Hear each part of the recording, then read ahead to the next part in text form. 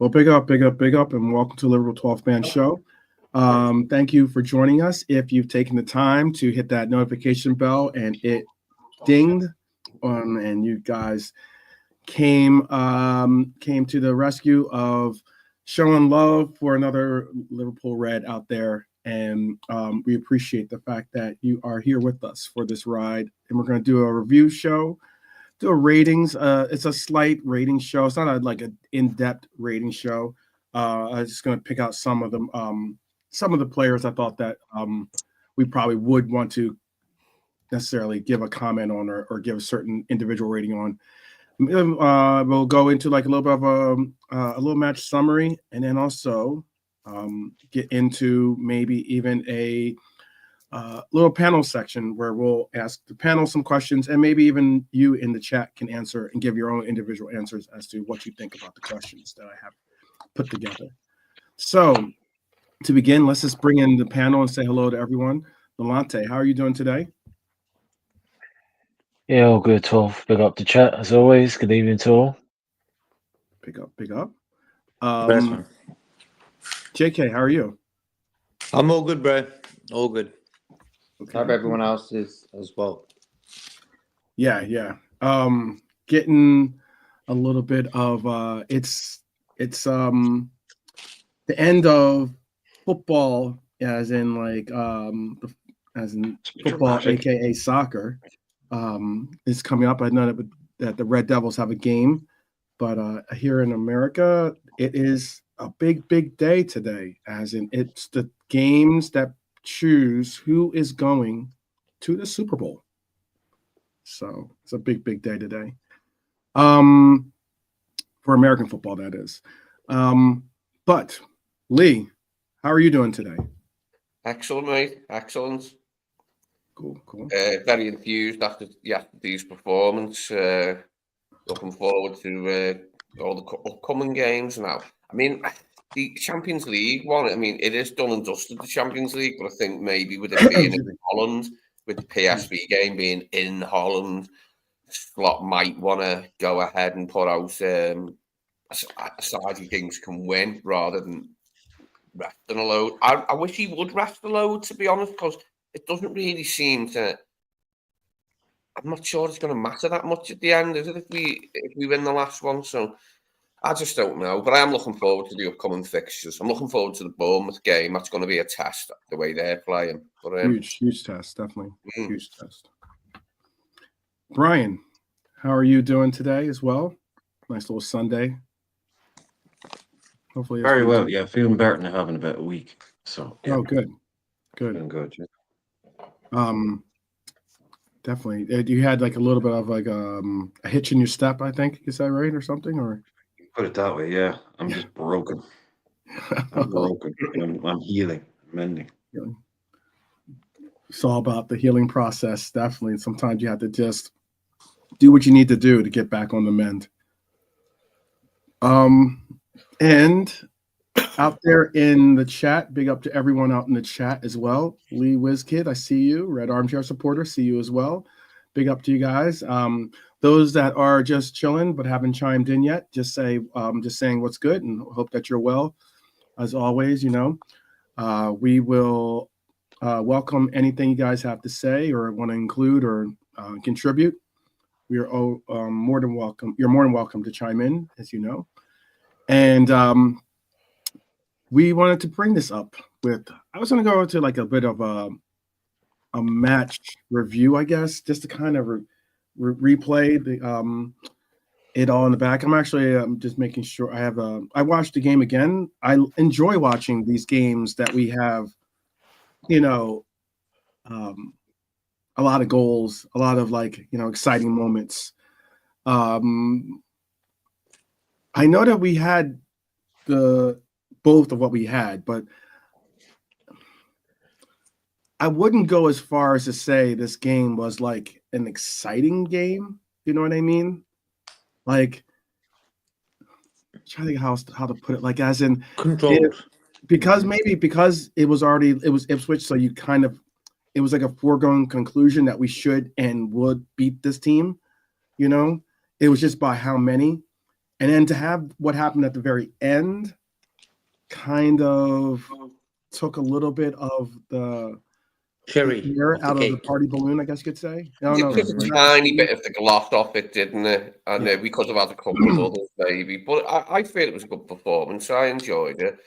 Like you said, yeah, controls. It's what we want, isn't it? You know, once it was won by half time, wasn't it? Like, so we played within ourselves really in the second half, although we were still dangerous. We did play within ourselves, didn't we? Because we dodgy won it, and we need to do that because we need to conserve our energy for the for the duration of the title race, don't we? Yeah.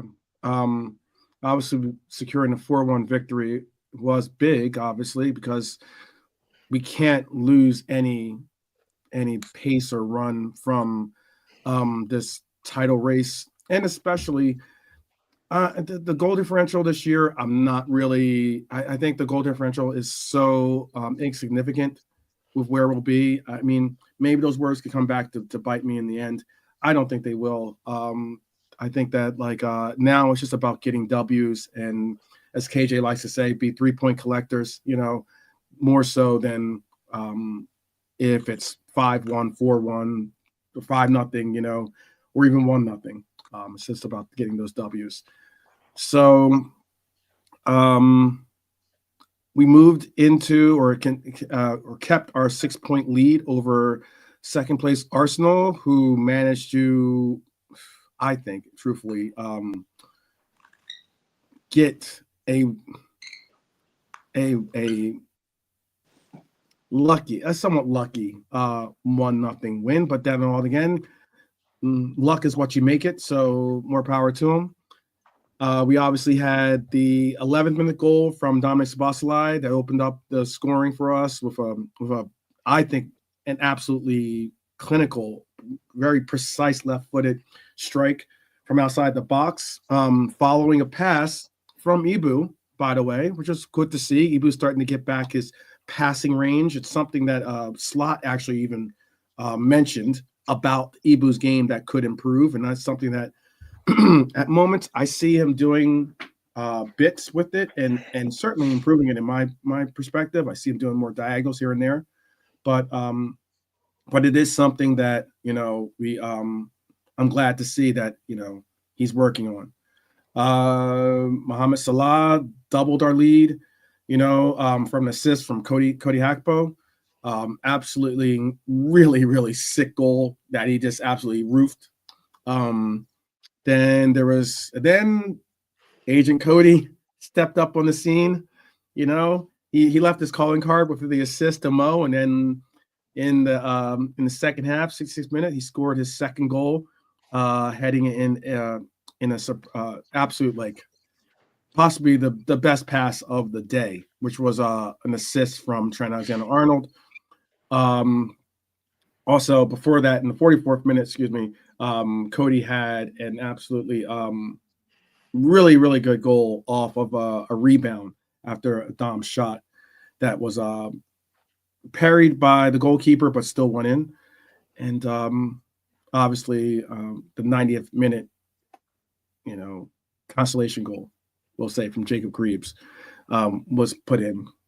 I wanted to, there was some milestones in this game which were pretty notable, and that is Mohamed Salah, his goal marked his 100th Premier League goal at Anfield. 100th Premier League goal at Anfield. That's a pretty impressive statistic, actually. With all the goals that he's had, I would have thought he would have had more. Or I thought he would have already accomplished this feat already. Or am I alone on that? I'll ask the panel that one. I know I'm going to ask individual questions, but I'll ask the panel that all together. Is that let's go with Lee first, actually. We'll go from right to left. Is that something that you're surprised to hear, that he had the 100th goal? No. No. Half of the course didn't surprise me. Okay. I thought he sometimes scores for fun, but I just thought that maybe it was one of those cases. How about for you, Brian? Well, I mean, what's sort of surprising it's taken that long to get to 100. Consider no, I think if Yeah, you look at yeah. the numbers, he looks about odds on for what's on 170 odd. So you know, uh, well over half at home. Mhm. No, it just keeps racking him up, doesn't it? There's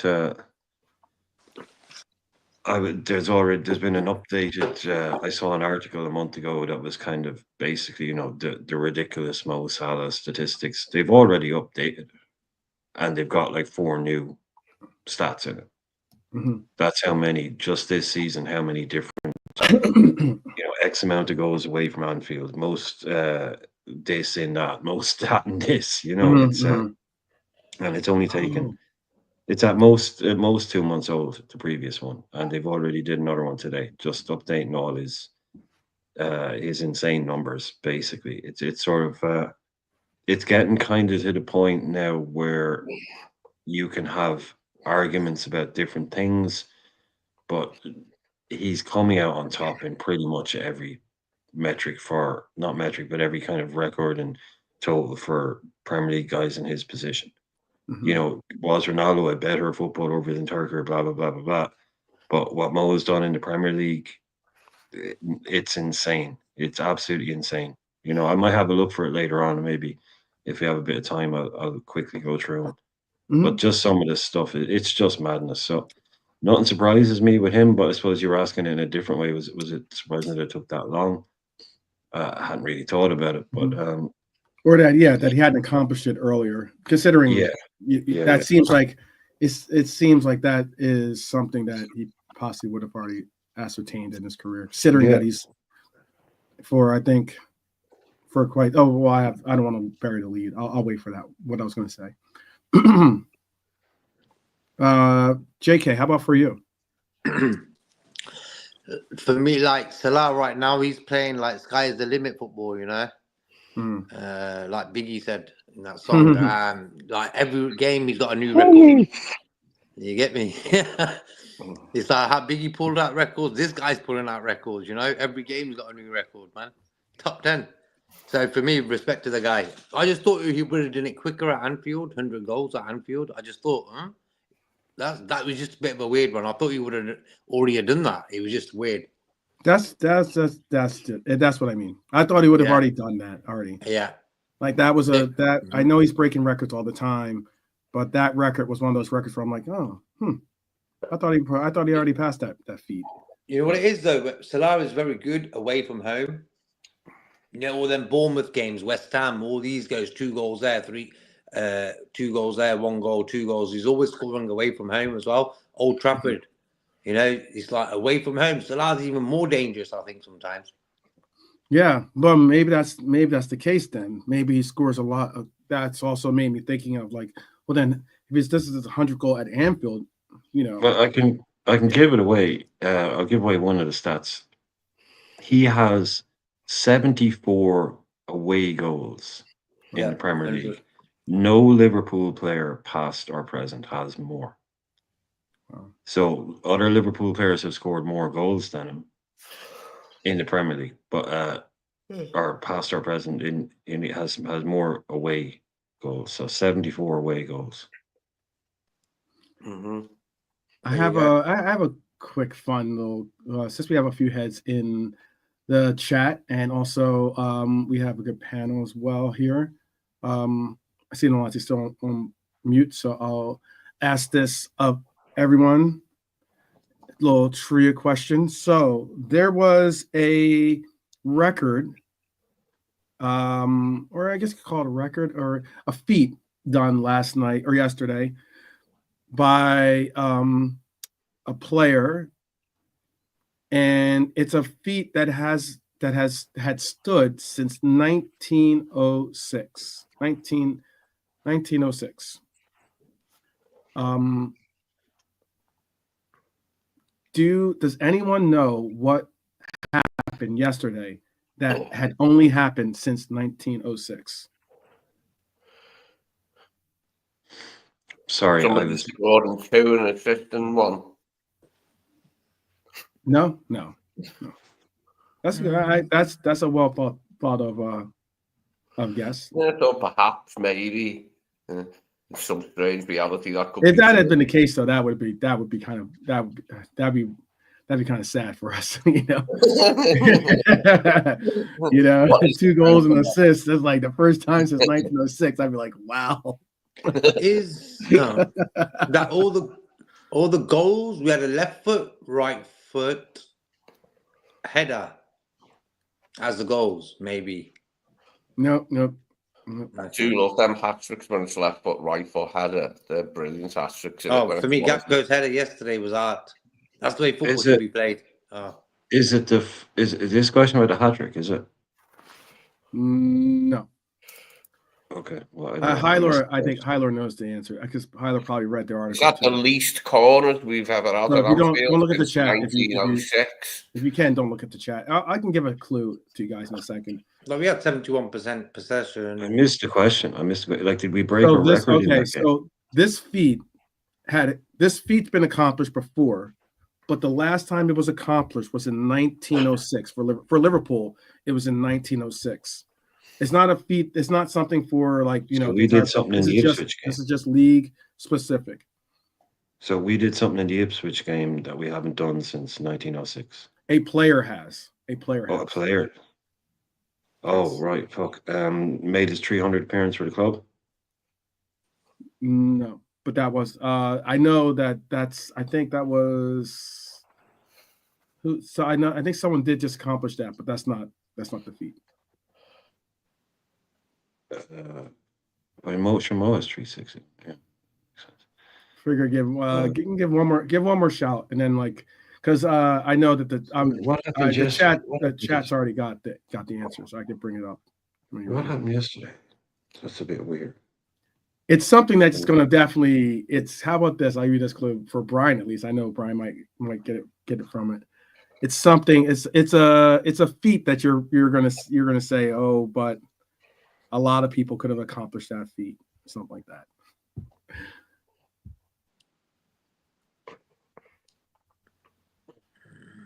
Any guesses?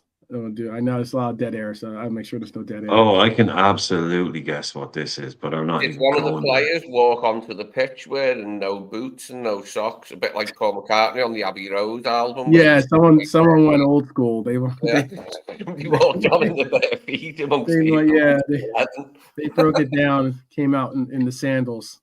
Yeah. No, that's not it. Good. You want to take it? Do you want to put it in the private chat then, Brian? If there's something that is no. It's already like this guy. All right. No more guesses from the panel.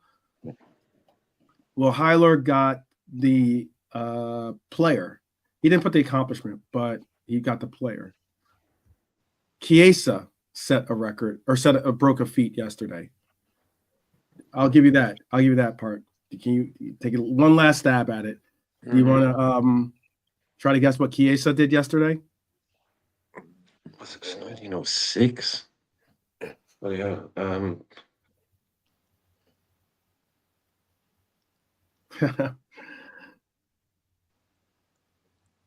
Something like scoring 6 games in a row at Anfield. That was not it either. That was not it. We're a lucky person, the guy that breaks others' luck. All right, I'll just give it to you. You guys ready for this one? I suppose, maybe. So Federico Chiesa, yesterday, he with our win, it makes him the first player to win his first 8 consecutive games for Liverpool since George Latham, whose feat came in 1906. That's according to Opta's Michael Reed. So he's the first player since 1906 to win 8 consecutive games. He's a lucky gem then. He's a lucky charm, I would say. Yeah. That's what Hyder was asking, is that there is no kind of direct expression for a person like that, but a lucky charm would be the closest to what Hyder was asking. Something that brings other people luck. Mm-hmm. But I think we didn't need a lucky charm to come up when Chiesa came on. No. The look was already in the bag there. But no, it's nice as anything because there's a famous one. There's a couple of famous ones the other way. Spurs went about 18 months where they never won a game that Gareth Bale played in. It went so far. Harry Redknapp actually said he might be cursed. You can look that up. I don't know the 18 months thing, but they went like a shitload of games where basically every time Gareth Bale played, they lost or they didn't win. And Jack Rodwell went to Sunderland, and on a huge contract, they were getting relegated, and I think he went something like 2 years, something insane, where he didn't win a game that he played in. So I thought you might get I'd that. rather- I thought you might get it because I brought up the fact that we don't lose when Darwin Nunez starts. Yeah, well, I thought that was just going to be. I just thought it was going to be another Darwin played 10 games unbeaten or something like that. That's what I just thought. No Darwin stuff. No Darwin stuff. The other thing is there is a forward that joined him on that distinct, niche, like a little record, I guess you call it. Do you know who the other player is? There's another. I already gave it away. It's a forward.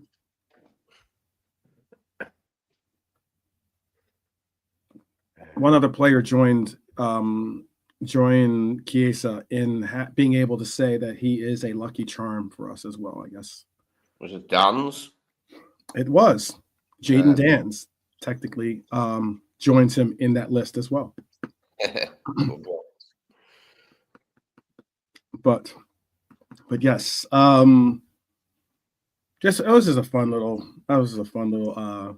Yeah, remind me to bring up that mode thing at the end. I won't read them all because there's loads, but there's actually some quite funny ones. There's some quite funny ones that I'd never even noticed before. Give me a second. I'll put it in here.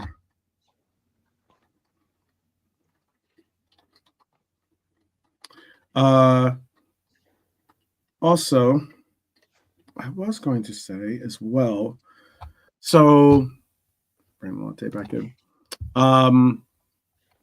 I was going to ask some questions about the game yesterday. Actually, let me before I even bring up the questions too. Shout out to Cody for we can all agree that he's got a growing influence on the team because I remember there was a time and point when people were saying this player was not Liverpool level or that he needs to go back to Holland or some statements like that. I don't really hear those statements anymore, though. Agent Cody has just joined. Oh, yeah. No one's talking about that. Tally has just brought his season tally of goals up to 10 league goals. That is 10 league goals for Agent Cody. Fantastic accomplishment, by the way. Fantastic accomplishment. Big up, Gene. Good to see you. People moaning about Gravenberch at the beginning as well, saying he wasn't good enough. So, you know what I mean? There are these people out there. Yeah, there's some people out there that were saying that Dutch football and Dutch footballers are a waste of space, in essence. Don't understand that. No, there's but been we're not going to call out names. Problems, but there's players from every country with attitude problems. You know what I mean? It's not unique, distinct to Dutch players. Like, you know what I mean? Yeah, in any way, shape, or form. It was one of those statements where you just like, look, we get it. You're kind of like projecting or something's going on right now. Just settle it down. But yes, 10 goals in the league. That's a big accomplishment. There was an article that I saw, and I'll bring this up too before we end up getting into a lot of the those individual questions that I have. This will be the last, probably the last one I'm going to bring up just to the entire panel. And what was interesting was there was an article that was stated that Cody Gakpo was named as the most used player in world football. Despite arriving only 2 years ago, Gakpo has already racked up 110 appearances for Liverpool, obviously scoring 35 times, up until Tuesday, or this is when this article was written, the only game he had missed under Slot was the FA Cup win over Accrington Stanley earlier this month. Are finally realizing that he's Slot's number one guy out on the left. I think it was obvious to me from day one. But yeah, I think it's obvious now, isn't it? He's Slot's number one guy in that position. Yeah, it was said this is where it was a little bit wild, and it really I guess it went under the radar because I know he's been utilized a lot, but I guess also because of the Euros and because of international play, Liverpool and Netherlands forward Cody Gakpo made the most appearances of any men's player in the calendar year of 2024. This was written by the International Federation of Professional Footballers. Gakpo had 71 goals for both Liverpool and the Netherlands national team, and is described as being, and that feat is described as being staggering by the body who look out for players' welfare. That's what is being written in this article, at least.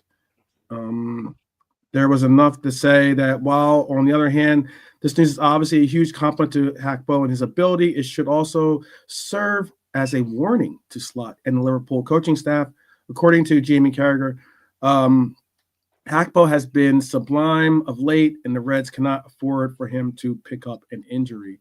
It seems that Slot recognized this by keeping the forward on the bench during the win over Lille, but special attention should be paid to Gakpo in the coming weeks.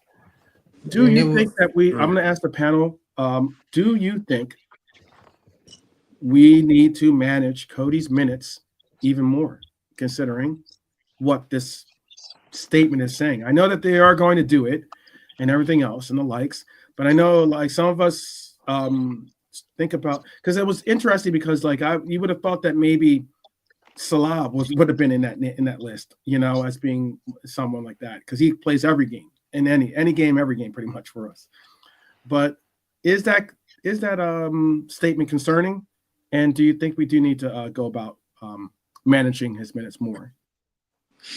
I'll ask that too. Let me start with Nolante first. Let's bring Nolante into the conversation and see if he's available. Yep.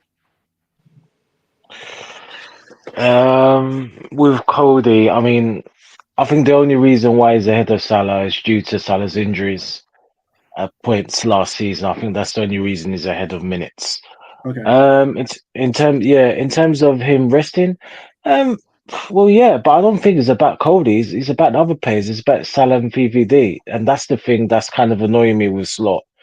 He's not resting his players, and I'll just stand corrected. We didn't need to play Salah again against Ipswich. Certain games, you just like, this is what I just don't understand. We've got a squad for a reason. A squad is a 23-man squad, and it's like people don't understand it. There's squad that plays, oh, what's the point of them being in the squad? There's league games, they could be rested. It's like, I just, again, like, and I've always said my concern, PVD is not ideal really, but if he had more faith in Kwanzaa, maybe PVD would have got a rest. But again, Gomez is out, Ibu, he's playing, but he's not 100%. So, and this is the thing, we've got a squad and they need to be played for a reason. You know what I mean? Otherwise, what is the point of having them? So, it's bigger than Cody for me. It's just on Salah, all these players. Otherwise, we're gonna, as I said, we're gonna come at the end of the season and we're gonna ask why. So that's all I really have to say. Okay. JK, do you have an opinion on this? Are we playing possibly Cody a little bit too much, or is it a case where he's just become such a mainstay that, you know, now he has to play? Like, what I would say is this: why is even Carragher even coming out with that sort of sentence? Like, that's common sense. That's just logic. You know, it's like sometimes you just don't have to put it out there. Media people love doing that because people think they're great. You know, oh look. He didn't say anything about the injury thing. That all he said was if he gets injured, that's just common logic. That was the article. The article was bringing that up. The article. But I think a lot of people do say that though, even 90 minutes or something. But yeah. Like, even with the fans, you know, like, oh, if he gets injured, what happens? He gets bloody injured. Like, I don't even say that ever. Oh, we better sign someone because we might get some bloody injuries. I'm not saying that. I said, look, we better sign someone to make our team even better. I will never say we got to buy someone because we might get some injuries. Don't put it out there. That's me though. You know, for me, Gapco right now is on form. Play the guy. When he's tired, he will tell Slot, you know what, Slot, I'm not up to it. I need a rest. They can talk, you know. But for me right now, Gapco, Salah, them two guys, players how much they can. Salah for me is a machine. He's different to everyone. He can play every game 90 minutes and he'll still be okay. I'll give you these. I'll give. Oh, go ahead. Sorry. Finish. Yeah, I'm just saying, like, for me, yeah, of course I need a rest sometimes. But all in all, when you're winning, what happens is you get this extra energy from somewhere. And when you're on top of the league, you get that extra energy from somewhere. You know, you focus more. You don't really waste no energy doing this, that, and the other. You just focus, you know what, we're winning right now. And you get a sort of a good energy from that. That makes you even play even more. And not feel so tired like you would if you were on the relegation battle. You know what I mean? Okay. I was going to give some clarity too. 2019, 2020, first season at PSV, 39 games total, 41 games total with the club, total games club as well. PSV next year, 47 games total. I'll just give the totals actually. The next year in 21-22, 58 games total. Next year when he was half at PSV, the other half at Liverpool, 51 games total. 2023, 2024, 58 games total. Currently this game there's been 31 games played for him and 33 games played total games plus club.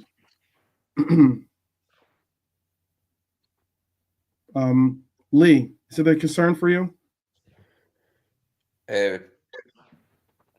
Sorry. Oh, just meaning like is his Cody's usage a concern for you? No, I like the way he uses him. You know, he doesn't start every game, but you can see the man himself is all right with that. You know, we've got a squad like that. They're all okay. They know they're not going to start every game. That sometimes to be on the bench, sometimes they start. No, I think we use them well. I think we've been using them well and getting the best out of them. We're getting goals out of them. We're getting assists out of them. What more do you want from a forward? Okay. And finally, Brian, you can tell us in the chat too what you think if you have an opinion on this.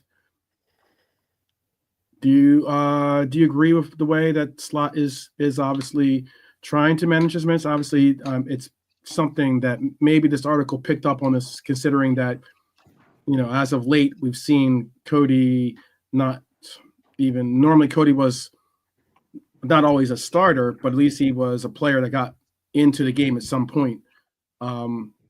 But now that we do have this somewhat of a front three that he's gone to more times than not when it comes to having Cody and having Lucho on the team or that front line at least with Salah. Is it concerning to you? You asked me, yeah? Yeah. Is over player burnout, overplaying players, of course, yeah. You speak about these guys from Brazil and all that, and that's right, and it needs to be looked at and needs to be managed. But you don't rest your best players for league games. There's a lot of games. There's time. There's even time during the week in training.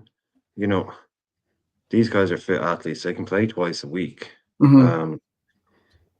Like if you want to rest players, but this is the league we're going for. Ipswich at home, Man United away, it doesn't matter. You get your best 11 on the pitch. If they need to be rested, you can rest them other places, but not for league games.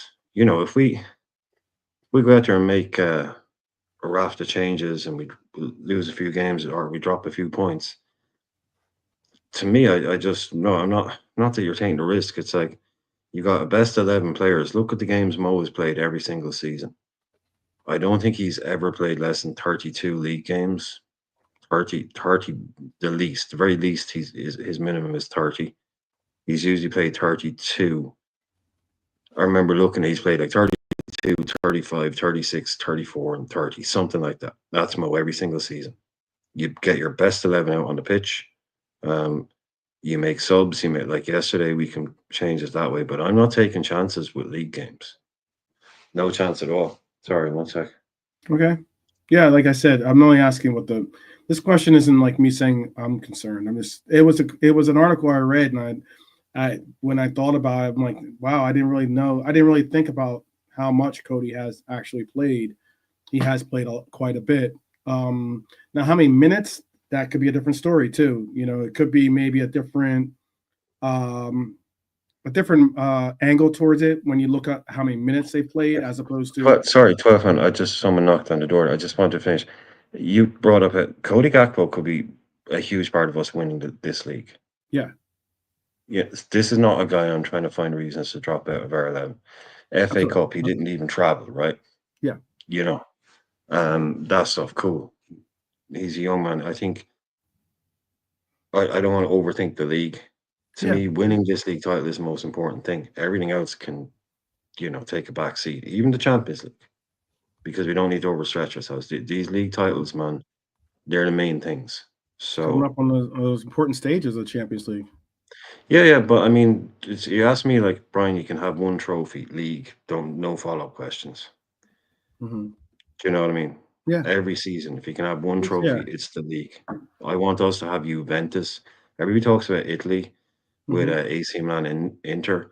Juventus have like 18 more titles than either of those clubs. I want Liverpool to have like 6, 7, 8 more leagues than any of these other fuckers.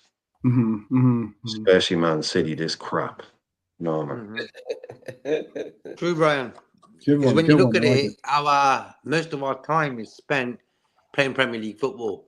Champions League, FA Cup, and League Cup, they're all sort of now and again. But the Premier League is every week, every weekend, even midweek sometimes. So for me, this season, because I'm a Champions League guy, I love the Champions League, winning it. Because when you go abroad, you can tell the guy, I support Liverpool, how many Champions Leagues you got? You got 6, you know what I mean? But for this season, for some reason, I want the Premier League title. Very important. Because you know why? All of England is against us. All the fans, they're all teaming up against us. So this is like a little war going on right now.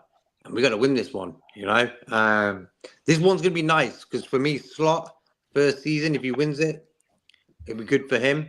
And maybe one day he'll get the players he needs in his team as well. Okay. But Premier League is very important this season. Okay. Right. Can I? Yeah, go ahead. Yes, sorry. Sorry. I'm just gonna counteract what Brian and JK said because Brian did say about I want the best players, it's the league, and if we don't, but at the same time we could play. All right, let's just put it this way: we can play the same 11 from now to the end of the season. A serious injury can happen to one of our players, and then what are we going to say now? That's my point. Now, Ryan's saying, and Jake is but no, you're saying about playing the same pace, but at the end of the day, Salah, you go about Mo about 30 and 40, 30 and 32 games, but his drop off at the end of the last 2 seasons ain't been great.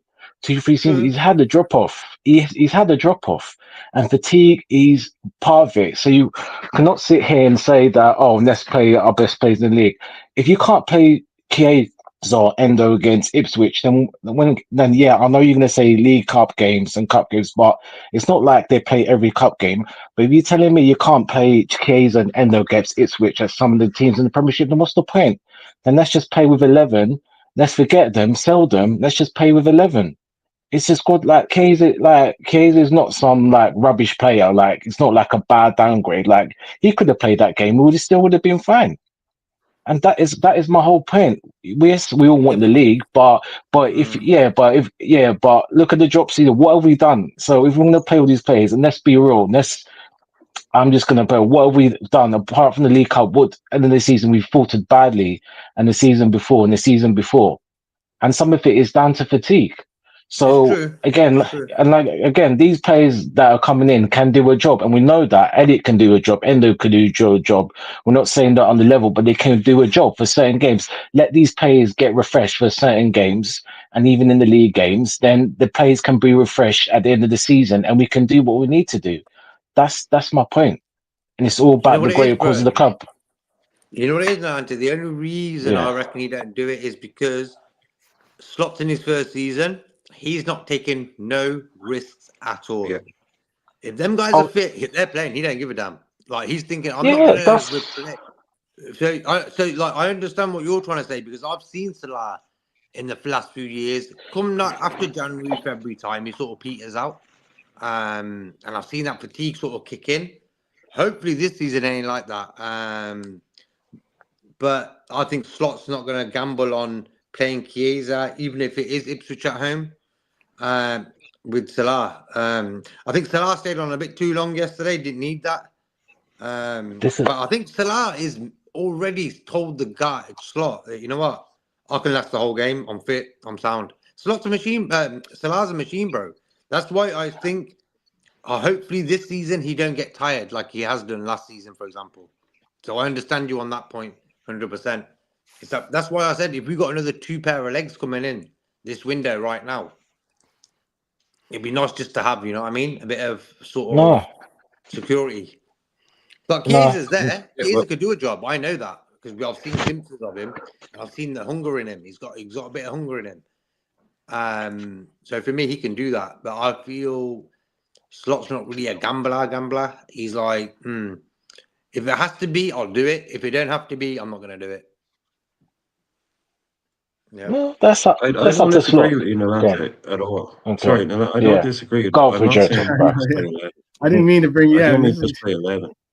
You go know, ahead, I go mean, ahead. I just mean the rotation. I mean, it's just if your boys are fitting well, you use them in the league and you do it elsewhere. Obviously, these guys can take time off, but with is Mo getting fatigued because he plays too many Premier League minutes in those seasons, or is he getting fatigued because he's playing every cup game and he's playing the League Cup and he's playing in the Champions League and he's playing in the Premier League? You know, it's accumulation, and also some of those years he has AFCON. You know, I think right now, I think it is streamlined, best team out there, get the results, get them as early as possible. Then you end up in a situation where you can bring on Dance, you can bring on Elliot, you can bring on Endo. But I just think right now in this league, I think he's doing a duty of care thing. He has the best team in his mind. If they're all, he's not going to break them. They don't get to him if they don't pass the medical stuff. They don't get to Slot. He'll be told he's not available. You know, he'll be told this guy isn't fit. This guy, he came out and said Evo can do 3 games in a week. Should he be playing 3 games every? No, of course not. But I just think the focus for me should be on not taking the kind of Endo and Chiesa and Elliot into a starting 11 for a Premier League game. That to me is too much. That to me is just too much. And if that blows up in your face, but then somebody gets injured, somebody can get run over by a bus tomorrow. You know, I think like it's not that you need to be. I just don't see the need to bring in an Endo, a Chiesa, and an Elliot into a Premier League game to start that game. I think the mentality for me, not saying it's the right mentality, my mentality would be get the lads out there, get 3-4-0 up, 3 up at halftime. Yes, it was Dreamland. Then you can make all the changes you want. Mm-hmm. No, okay. Yes, that's fair enough. But again, no, I hear what you're saying, Brett, and that's fair enough. But again, I don't see the issue with certain games them being played because at the end of the day, like I said, the drop off has been the last couple of seasons, and I'm not saying play them every game, but certain games they can have a day off or the minimum, then put them on. Fine if they're not gonna. If you all right, slot probably won't, but if the minimum half an hour. Half an hour on to get more match fitness because otherwise there's going to be a situation and obviously hopefully nothing happens. If something happens, and then they're cold, and then they have a stinker, and then people are going to go off the rails. Oh, he's not good enough. But the players I'm mentioning have proven. That's my facts. They've proven they can do a job. So it's not like they've come in the cold and it's like, oh, we're scared, we're worried. guys can do a job. And for one game or two here in the league against a lower bottoms team, I don't see any problem with it because the team evolves, the player gets rest, and we can refresh for the end of the season. But it's not going to happen anyway. Slot will do his thing, and let's just see. Hopefully, it will be successful at the end of the season. That's all. Because Nolante, what would happen was just say, for instance, yesterday, right? And I'm not picking on your thing here, but let's just say he starts Kwanzaa Bradley, Endo Chiesa, and we get beat. His head's going to be on the chopping block. Too many changes. So he is, I think, not looking out for number one, but like he's not in that risk taking mood because these are not necessarily all his players. I think he's using the guys that he thinks can get the best job done. Like if you were 3-0 up at halftime, like we were yesterday in every game, that's what he loves. That's 2-0 up with 60 to go, that bit of control. And I think going back to 12, I was saying earlier, I'll let him get back on with the show. But that was a great game in inverted commas, 4-1 win. But it wasn't exciting, wasn't overly entertaining. It was nice and controlled, nice little stroll on a Saturday afternoon. Not much drama. And I think that's exactly the way Slot loves it. That's the kind of game he probably absolutely loves. Not much happened. Next thing you know, we're 3-0 up. Okay. Yeah. This is what we're here for. We're here for some debate and some definite interjection by the chat as well, because you guys are part of the conversation. Yeah.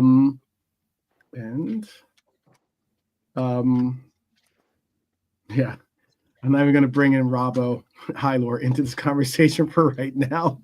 That's a whole nother mountain. But I was going to bring it back again to basically some since we were talking about Cody, let's bring into some direct questions about the game yesterday. I'll bring this to. I know Brian really enjoys his play. I'll bring this first question to Brian. Unless Brian, do you have to go to the door? I think you said. No, I was just dealing with something there a second ago. Okay. I was waffling on there for ages. Let one of the other lads take the. Oh well, this one. Well, then in that case, like I'll ask Lee this question then, and I'll save the Cody question for you. Trent Alexander-Arnold provided a pinpoint pass yesterday, the assist for Cody's second goal. Mm-hmm. Do you think that TAA is back to his best form after recent criticism by quite a few people, Magnum PI especially? I thought he was in reasonable form anyway. Sorry for that little bit of slide. Yeah, there was the assist for Diaz only a couple of weeks ago, wasn't it? When Diaz got that header. He didn't have a great game against United and was obviously yanked off the pitch just after he was booked. Yeah. His criticism was rightfully so. Yeah, no, he played well against United. I think that was criticism rightfully so. Game, wasn't it? It was a horrible game, the United game. He got a little bit of stick, I think, for that. But no, I don't think his form's been. I think his form's been good anyway. Is what I'm saying. I think his form. I'm telling you, if you watch Magnum PI, you would not think. Apparently, he's only had one maybe two games that were good. Magnum PI is Mike Das, by the way. There you go. Yeah, All right. I wasn't trying to say any names. That's why I was trying. Okay. Well, I'm sure there'll be a lot of people going, hang on, what's Magnum? Yeah, what's Magnum PI doing in this? What's Magnum PI doing Liverpool content for? Yeah. Okay. I've seen Trent have better periods of form when he's more consistent, more regularly. But his form hasn't been bad by any stretch of the imagination this season. Mm-hmm. Anyone who thinks it is really isn't paying attention. Enough. Okay. Simply put. Okay. Well, I'll ask this question to Nolante actually, because I know Nolante was certainly very has his focus on some players that are playing quite a bit. But one of these players that has been playing quite a bit, actually, we spoke on it earlier, has reached his 100th Premier League goal at Anfield. where do you think this ranks him among the all-time greats now in Liverpool's, at least in the scoring lights, scoring measures?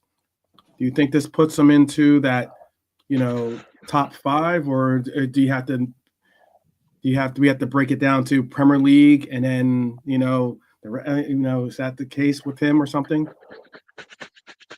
Do we have to do those kind of distinctions, or does he actually get to say that he's a part of our Liverpool greatest?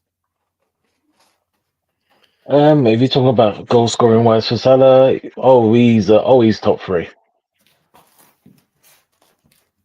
He's top 3. He's up there. It depends again, and then you can go even further. It just depends. Just these Richard Hughes needs to get the pen out of his arse and just get him to sign the damn contract. I don't think I'd want to sign a contract with that pen.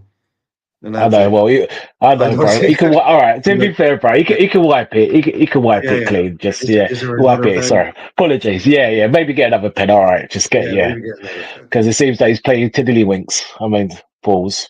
But yeah.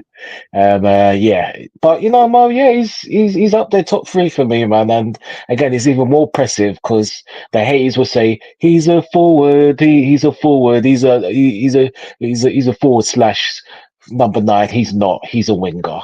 So that's even more impressive, regardless of what the haters will say, like a certain Ransom Bants. But yeah. Okay. Yeah, Ransom Bants. He's got issues. I'm sorry, Rance. You just do. Some of the things you say are just really, really over the top and wild. But anyways, I will ask this question of Lee then, right? I'll ask. You can ask me the Gakpo question if you want. Or excuse me, yes. Okay. I'll give me one second. Actually, I'm going to ask JK this question. JK, Dominic Szoboszlai's opening goal was a beauty. We all admit that and all agree on that one. But how important do you think Dominic Szoboszlai is now? How important do you think he is in Liverpool's midfield creativity and control? Like, what do you think his importance to that midfield is now? Well, I like the way he's more focused and determined to win and actually do something in a game since the Tottenham 6-3 game. Something happened in that week. God knows what happened, but the guy since that game has been real good. I don't like to call this Steven Gerrard comparisons again. I don't know why fans do that. Just like that haven't popped up, have they? Yeah, they've done it again, bro. JK. Come on, I seen a picture. Oh, man. I seen a picture of Gerrard. Where are you hanging out, JK? JK. I think JK's talking about my show yesterday. Okay. But JK, you can blame your arch rival of Mr. Khan for starting that. Who wrote it again? Mr. Khan for starting that Hungarian Steven Gerrard nonsense. Right. But you know what it was? Yeah. I seen the picture of Gerrard with Szoboszlai in front of him. That's what I was like, what's going on here? But for me, the guy's playing with a bit of at Leipzig, top dog, he was a number 1 guy, and he's getting that sort of flair back where he's sort of doing that for Liverpool now. He was very, like, his first goal, beautiful. He's got to do more of that. And you know what it is as well with football? Players take it in turn to shine. It was Gravenberch's turn, then it was McAllister's turn, then it was Gravenberch's, now it's Szoboszlai's at the 3. So they take it in turn to shine, but they all still do a job. So it's all good. And that's why I don't really jump on players' back. Szoboszlai, for me, sometimes he used to go into challenges very weak. But I'm not going to really just go on about it all the time. He's so weak and this, that, and the other. Because like the last few games you showed you know what? It's just a mind thing. He's very strong and gets stuck in, actually. I've seen it more. And that's a good thing. Okay. All right. Well, I was going to ask you this Cody Hackbo question. Brian, Cody Hackbo obviously had 2 goals and assist yesterday. I know that you think highly of him, along with the rest of us as well. Is he becoming one of the most vital players in Liverpool's attack this season, do you think? Or is that title still go to Mohamed Salah and then whoever wants to step up behind Salah? Or do you think Cody is going to actually making a real testament towards being a viable source for vitality? Yeah, I mean, he's on course just below 20 Mhm. in the league. And Michael Owen never scored 20 in the league. Never broke 20. Not many people actually do, especially in recent years. And he's not a striker.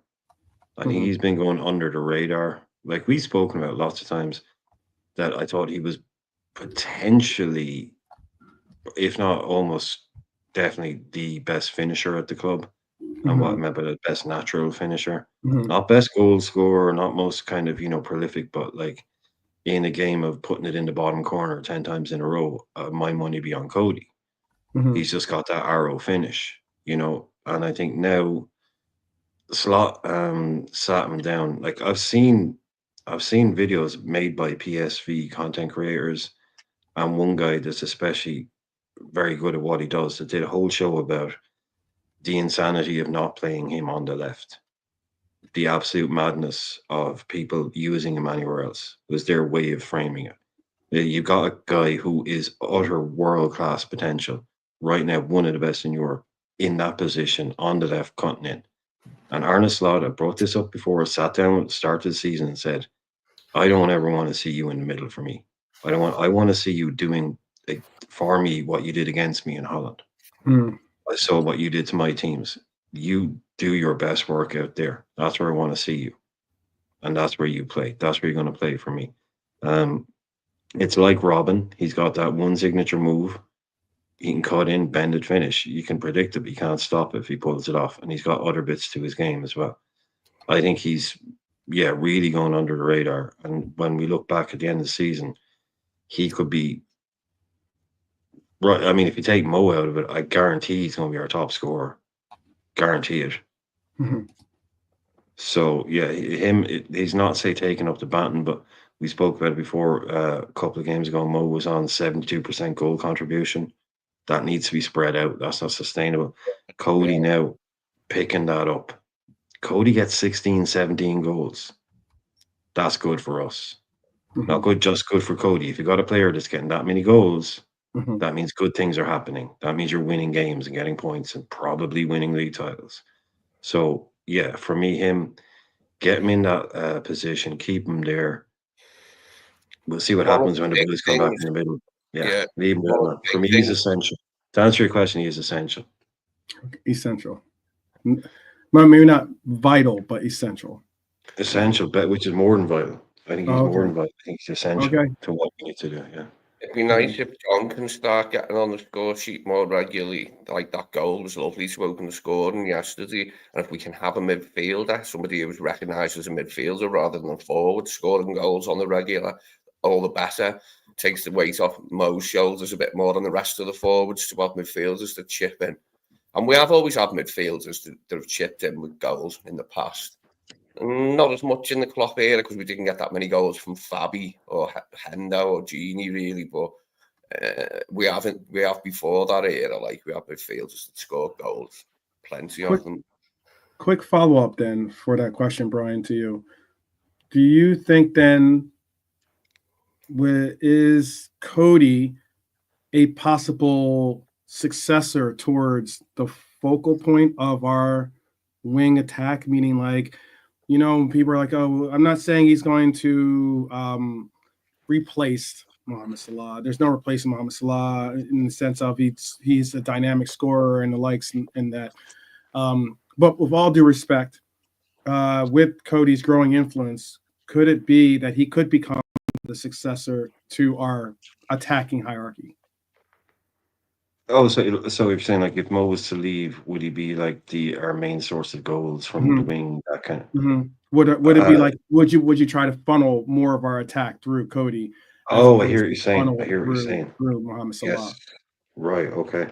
Um, I wouldn't mind if it was more of a shared proposition, but if somebody if Mo, he's somebody that I would definitely look at and go, you play him, feed him in a good team. There's no reason why he can't be getting high teens, 20s for the next 4 or 5 years. I think what he does is kind of, like I said, that whole thing where you bend in, take it, you cut it. If you finish that properly, you can't really stop it. Aaron Robin made a career out of it. Cody's got a very similar thing. I'd like to see someone come in that was, say, like as good as Cody on the other side, because you're not going to get another Mo. But if you've got somebody like him in our team, capable of playing that role that well, he's really coming into his own this season. Having a Dutch coach who understood his game, or not, not that Linders was Dutch. I bring that up all the time. A guy who'd watched him in Holland and knew how good he was and knew why he was good. He's like, I don't need you no crazy. Even Klopp was saying I shouldn't have been playing him in the 8. I shouldn't have played him here. I shouldn't have played him there. I didn't do the lad any service by playing him out of position all the time. Sometimes it's that easy. Klopp is simple. Slot has simplified some things, and he's just, I'm going to simplify your game. Play there, do what makes you brilliant.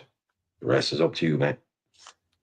He's just gone out and done it. So yeah, I would like to see him as a potential new Mane, as like Mane never did Mo numbers, apart from that one time where he didn't league. Right, I was to say he did, but yeah, no, but he doesn't do Mo number. He doesn't do 8 consecutive years of like 20 plus goals. If you can get 16, 17 out of him, and you've got someone on the right that comes in behind Mo and gets you 14, 15, 16, 18, and whatever you got in the middle, that will be enough. But I don't know if he's going to ever become like a Mo level. Who knows? But I just love the kid. I love him. I back him, if you know what I mean. I back him to score when I think he's about to score. I back him to do it.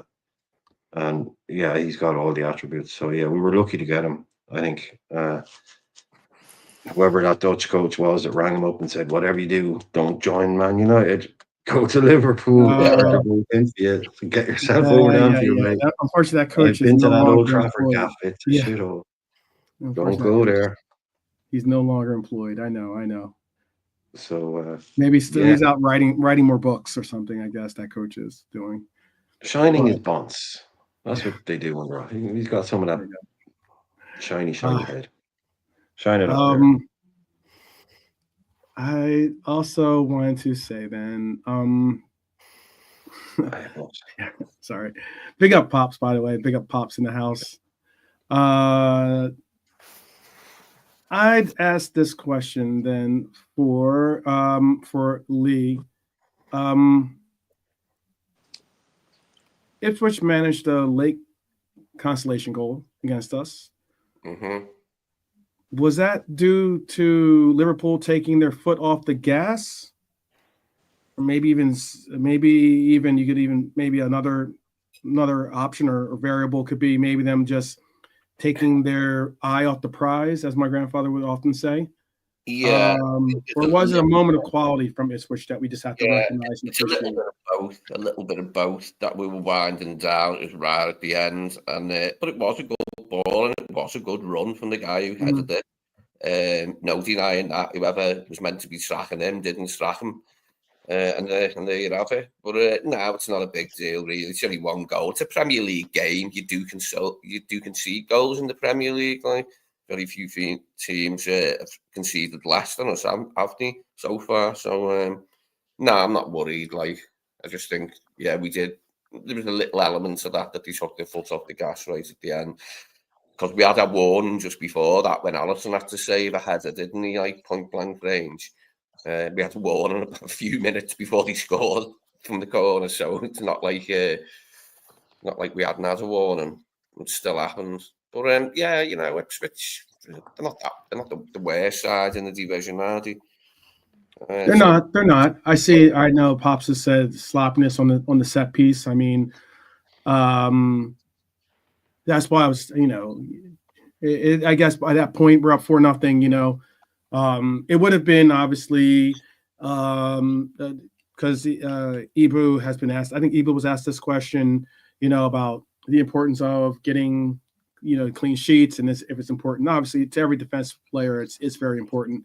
To a team in general, it should be important. It says that you've done a collective effort in maintaining either offensive pressure to take away the pressure for your defense, or either vice versa, have taken away the threats that the offense was playing on your team. We did when he won, and after Allison made that save from the guy's header. It was a different guy who done the header, Ali saved, wasn't it? But we didn't keep the one, and before you know Virgil it, didn't even know he was there. Virgil Yeah, I'm looked gonna watch behind that. me. He's I'm like, gonna where watch the hell that did you come again. from? I just saw that. I thought it was Endo too. Was like got thrown to the side, but I didn't see Harvey get thrown to the side. I was belly aching about that when it happened. That Endo been fouled. He was like grabbing. He was fouled. I thought he was fouled. I thought he was definitely fouled. Yeah, He basically was just like the guy grabbed him, spun him around. I mean, like you're allowed to just grab people and like I know that's not part of the game, is it? Like, spin them around, do-si-do your partner and stuff. Like this isn't country line dancing. So But you just let it stand, didn't you? But he was manhandled. There's no doubt about it. Cannot be denied. Yeah, I will admit there was a nice save that they started to put a little bit more pressure on us towards the end of the game. There was that nice save by Ali off the header that was a point blank. It looks like maybe we were like certainly allowing for them to get a little bit more, more opportunities than necessarily they probably should have had in this game. They were kind of the same goal, don't you think? They were almost. Sorry, I was going to say they were the same goal. The point blank header that we're talking about, where they got down the left, ball came into the box. Virgil didn't seem to know. He was like, "Hang on, where did this guy come from?" He didn't even know he was coming in. Okay. And the goal itself came from the left, and for some reason, just in that maybe, and I say, "Oh, it's not like an undercover snipe at Trent. It's just like on that right hand side." For some reason, they got two chances. Ball into the box and probably a little bit switched off. Yeah, but they tried and they got one. A bit of luck on their part. Got given. Good play by them. Yeah, a bit of it. But the thing is, like, it's a little spoiler. It's sort of like you're just about to leave the building and everything has gone perfect, and then somebody just knocks a drink on you. The best night ever. That's one way of looking at it. Just as you're leaving, they just knock over a drink and your shoes are ruined. It's like, damn. It's just you're getting out clean. The girl was on your arm. You had a great night. Boom, everything nailed a whole lot, and then little. Oh, you know what? I see what Pops is saying. It was Harvey's guy. Harvey's guy got away from him. It was Harvey. Yeah, it was Harvey's guy that got away from him. Rap on the Dan's got in a little bit of the way of Harvey. And then Endo couldn't. Endo was like, oh man, Endo was getting basically tackled by I don't know who that was for them, but number 40. I don't know who that was for them. I think it might have been one of their fullbacks, maybe. Who done that? That was a hot mess. That looked like just a little sloppiness, a little bit of just unfortunate circumstances with some of the drunk in the corner. It was the drunk in the corner. That's what I'm going to christen these goals. They're the drunk in the corner. It ruins your night when you're just walking out with everything nice and clean. Yeah. That's a good way of putting it. I like it. I'd also say, or the question I was going to say, little tactical question for you guys, since we're talking tactics a little bit. And I'll ask Nolante, because I know Nolante likes tactical questions. Liverpool's high press was pretty relentless, I would say, in this game. Thus why there was a lot of ground. I know that I mentioned and pointed out, the fact that, for instance, our technically our 9 yesterday had more ground duels than he had shots, for instance, with the relentless pressure. How do you think it impacted Ipswich's ability to play out from the back? As in, like, do you think that was the key part and point of what really shut them down and really put us consistently on the front foot yesterday? Ask that of Nolante. Well, again, it's nothing that I don't think we've seen before. I think in Klopp situations, the defense starts from the pressing starts from the front, So the front, if Salah, Lucio, and Cody don't do the thing from the top, then the whole team doesn't follow us. But this is a game. It was. I mean, 9 times it was a home banker. Unless we are a home banker, but I think the duels and the pressing, it just set the tempo within the first 22 minutes. That pole coming in with the shot went over. I think pressing from McAllister and when the team presses from the front, then we create more space and we pin teams. So within 5 minutes, you could see where the game was going. So, and then Ipswich, regardless, they'll never be going to. We have got better players. They're never ever going to handle us. And then it was just cruise control the way through, really. Do you think it's because they came out with their approach was too conservative, or you think that it was just No, it's just us. I don't think it's. I don't. Yeah, I think it's just us. And like I said, but Ipswich are an attacking team, so they play an attacking way. But they try to do a little bit of a low block, but they're never going to stop us. And if we're on form, I don't think any team can stop us. Okay. And that's it. So it's all really made. It was all us doing really more rather than Ipswich. Whatever way they done, they wouldn't have been able to stop us, in my opinion. It is 1-0 in that Manchester United have just scored a goal against Fulham. It's great. Vegan Butcher has apparently put in a 1-0 lead for them in the 78th minute. So currently, Manchester United sit in front of Fulham 1-0. Oh dear. But this game does not have really much of anything going on for it. It's not really. It's not an exciting game, and Manchester United has come out and played better than before. Than the first half, I should say. They've certainly been holding a little bit more of the possession, but it's been nothing worth like turning your TV on for. He said it's a fluke goal. Yeah. Games from yesterday. I haven't watched the goals from the game. But obviously, City beat Chelsea. I haven't watched none of them yet, apart from Liverpool. I will do at some point now. Mm-hmm. Can I ask quickly a question because of what Nolante said?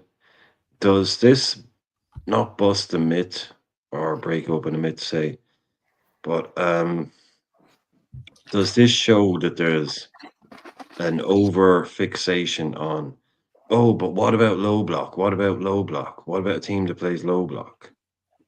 We hear that a lot before games, and we're talking about that. Like, does this show you that if you can, you can do low block all you want, but against a team like us, it's not like this. Yeah, it's not a guarantee, is it? It's not a guarantee. Oh, they're going to play low block. You hear that a lot. Oh, they're going to play low block. We're going to need to do this. But yeah, we showed you what to do with your low block yesterday. 3-0 at halftime. Brian, I think. Sorry, Brian, to cut you. Sorry, are you going to finish? No, I just want to say, Brian. That was a question. Oh, okay. You brought it up. I was wondering what you thought of that.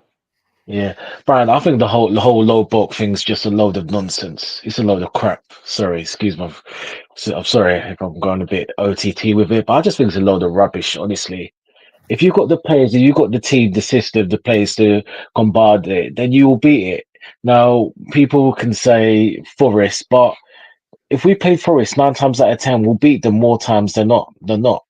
And look at the Forest game, for instance. Yes, they're in great form. Look at the second half. What happened in the second half when we stepped it up?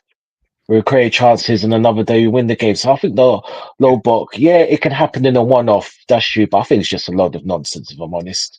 If we, and Brian, and you know this, and 12 from the chat, if we play to the best of our capabilities, low block ain't stopping us. Mm-hmm. That's my opinion anyway. Yeah, Pops was saying tractor boys should never be playing out from the back. They aren't good enough. I'm not saying that they are good enough. I'm just saying though. That's the style. I believe they do have a good coach. I honestly do think he's a good coach. Same as Southampton. Yeah. Oh well, yes. Southampton's much different story to me. Yeah, that's the style. Yeah. That's why I've been praising Nuno for being brave. To come in and say we ain't going to play football, we're going to play anti-football, basically. Right. And say, you know, because all these new coaches come in and go, I'm a visionary coach. I'm going to play like this. They think that's how they get a job. You know, Nuno's coming and go, do you want nice football or do you want points? Because I can get you points if you play like this. Right. You know, it's like it ain't going to be the fans aren't going, oh, we're playing like, you know, whatever, Forest Alona or something, you know. Mhm. None of this bullshit. They've just come out and go, no, man, F your tactics. We're gonna do this, live with it, deal with it. And most teams haven't been able to deal with it. Now they just got a serious pasting by Bournemouth. Our next opponents, these guys, man, they're going to take a lot of handling, but I'm sure you'll get on to Bournemouth maybe in a later show or maybe tonight. But yeah, they showed for us what was what. Real quick answer to I did Pop said let's see how it works in the championship, and I must yeah, I mean, you know, if Ipswich ends up going to a championship, then that's a shame. I would like to see Ipswich Town stay up. I think it's a good team. I think it's a good club. I think it's also a team that apart from the whole Ed Sheeran thing. What's that? Yeah, apart from the Ed Sheeran thing. Yeah. Apart from that, but I think that they do have I do like the coach. I do like the fact that they do somewhat have some semblance of a possible ability to play with some of the bigger teams because they have put on performances, let's say against your Spurs or the likes. But I was also going to add that I know that playing out from the back hasn't necessarily worked out for them in this level of competition, but I would assume that this is what got them out of the championship. Most likely, is playing like this.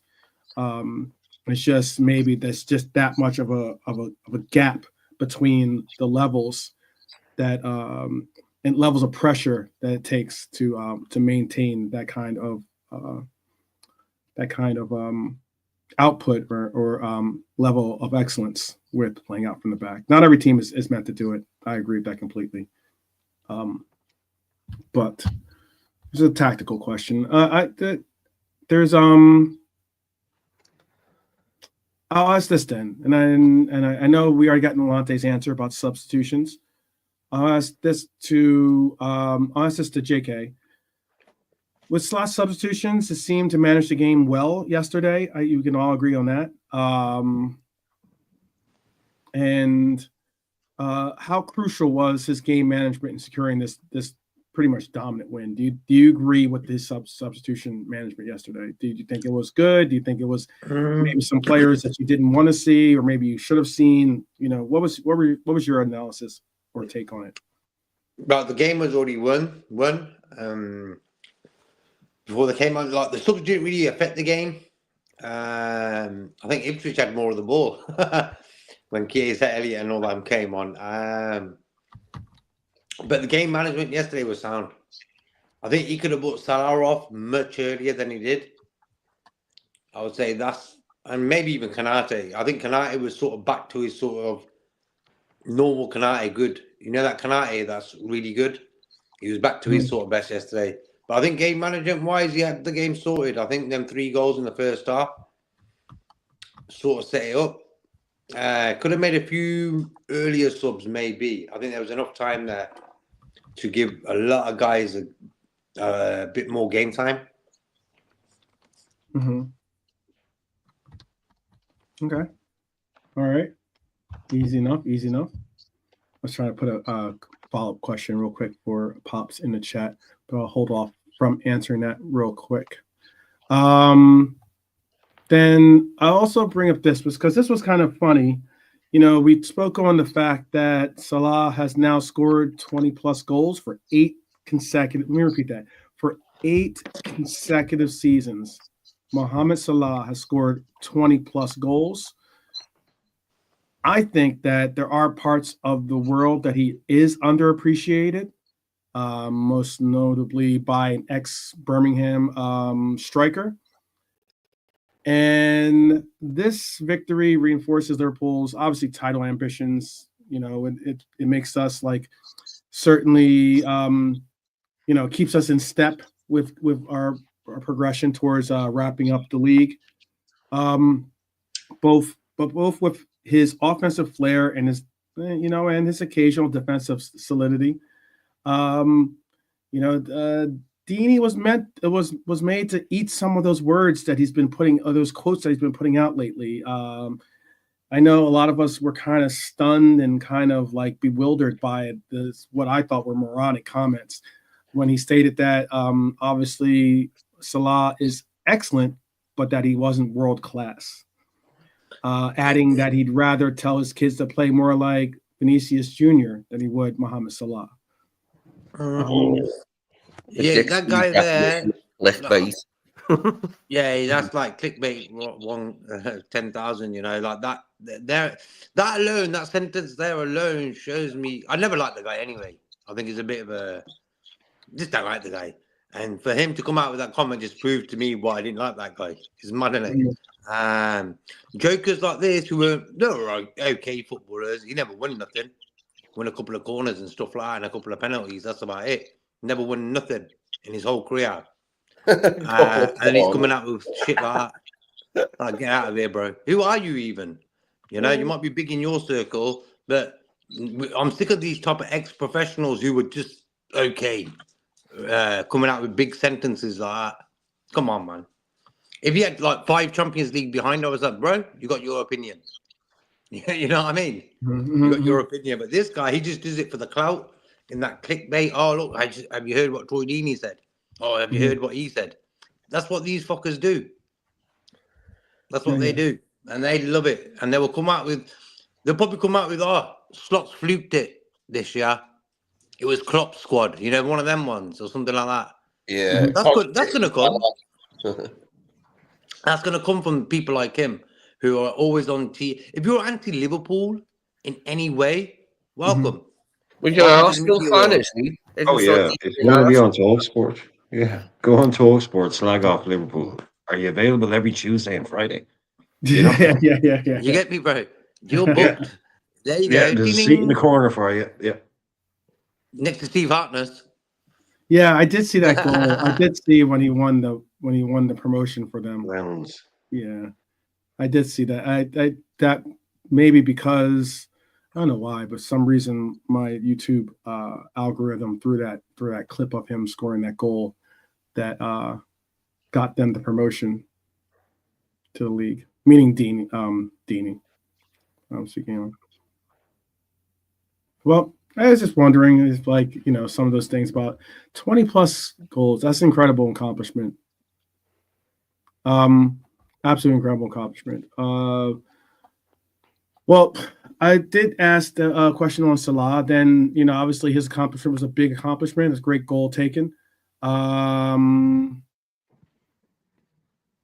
Do you think there were any other performances or moments that might have flown under the radar but deserve recognition that you wanted to bring up then? This one I'll bring up to the entire panel. We can all answer individually. And I'll go Lee, Brian, Nolante, then JK. From yesterday's game? Yes, from yesterday's game. Yeah, okay, yeah. There's any performances yesterday or moments that might have flown under the radar for you, but deserve recognition? Lee, Dara you have one? had one. Sorry, Dara. Oh, I got you. I'll put. I am going to star your question, Dara. I'll bring it up right after. Yeah, but he had a moment. I'll bring up Dara's moment if no one else brings it up and see what Okay, yeah. I thought Endo made a good contribution. Dara pops this too. Endo's performance was good. Yeah, I enjoyed Endo's performance, and he got quite a while, didn't he, for once in the Premier League? So it was good to see him. Yeah, I think he made a good contribution. Yeah, I'll throw Endo in there as one out of left field. Okay. Full crash test dummy then, didn't he? Yeah. He didn't have to get it there, mate. But, good job it was Endo, as I said, because he can take it, but terrible foul. The way he tried to play innocence as well made me laugh. Their player, it's like, come on, mate, come on now. You're telling us we haven't just seen what we've just seen. There's 47 cameras, mate. What are you talking about? Okay. How about Enzo's cameo was good, I thought, yeah. okay? How about for you, Brian? Is there anything that you thought of? Well, I will say Dara brought up, and I'd say he would have brought up Ibu's pass for goal. Oh yeah, No, that was yeah, I mentioned that earlier. Yeah, totally. yeah, he did. He was bringing. He was comparing Ibu to Patrick Mahomes. I mean, if you know, you know. I don't. So, but he's going out with Taylor Swift, throws a football, good at it, I assume. So, you know, Patrick Mahomes is one. Yeah, Patrick Mahomes is one of the best quarterbacks in the league right now. so would that be? Yeah, Dara is obviously very impressed by Canada's passing yesterday. I not guess just his so. If he's performance. saying it's Patrick Yes. Mahomes-esque. Yeah, I knew it was high praise. I didn't know was it like whatever, but I knew it was big. Mhm.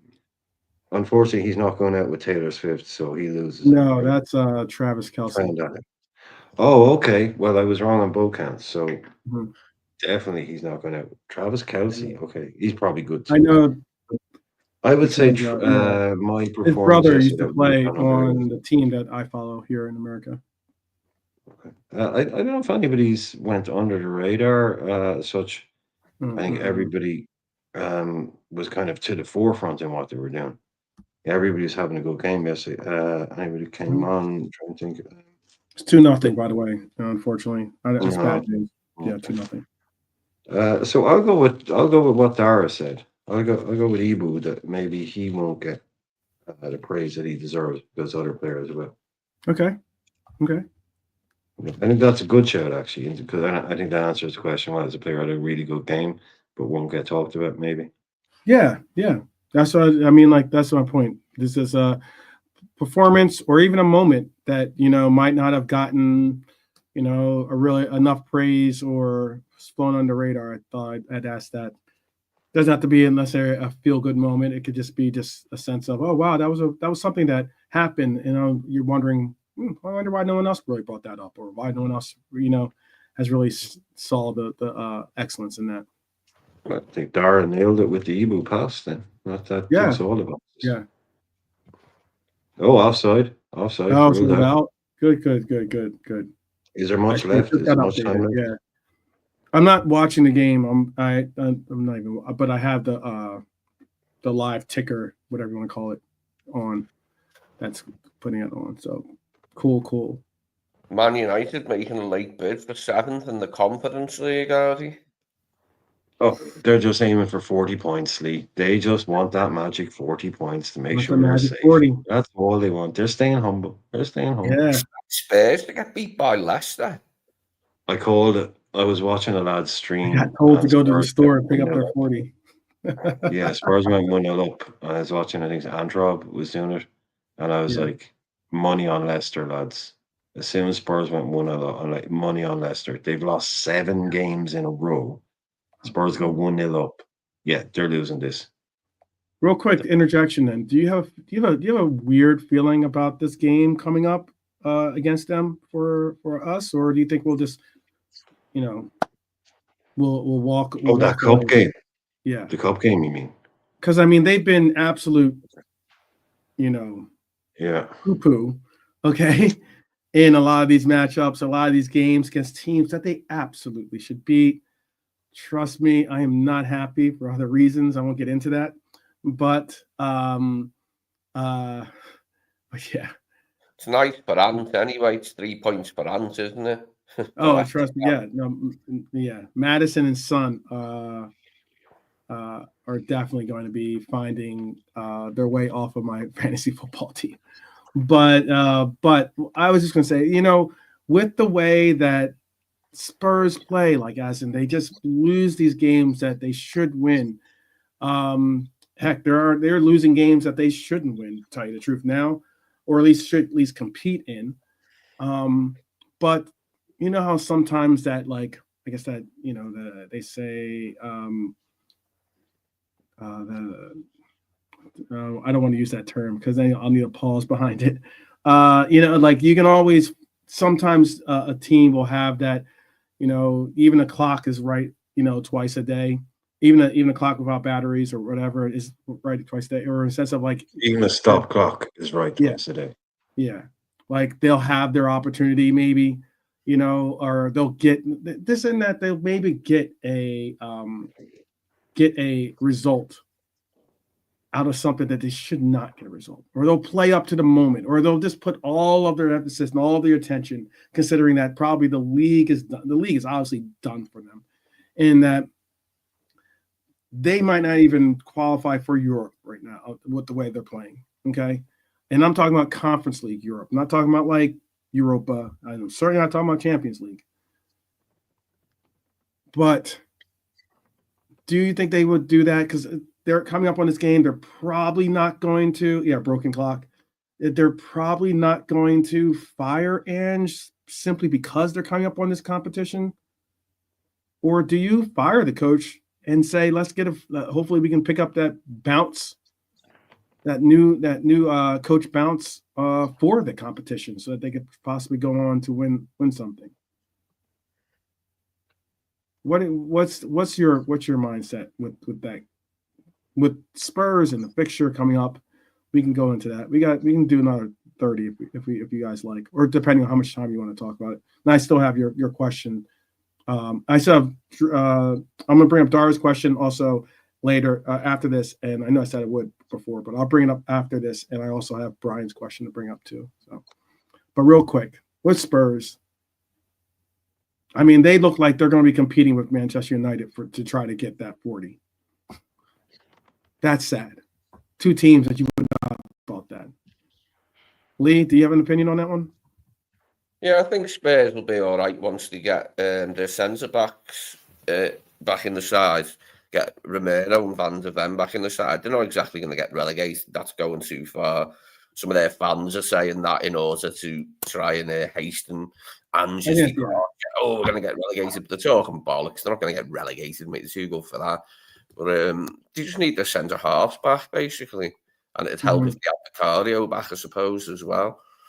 But aside from that, they are having a really poor season. Mm-hmm. How about for you, JK?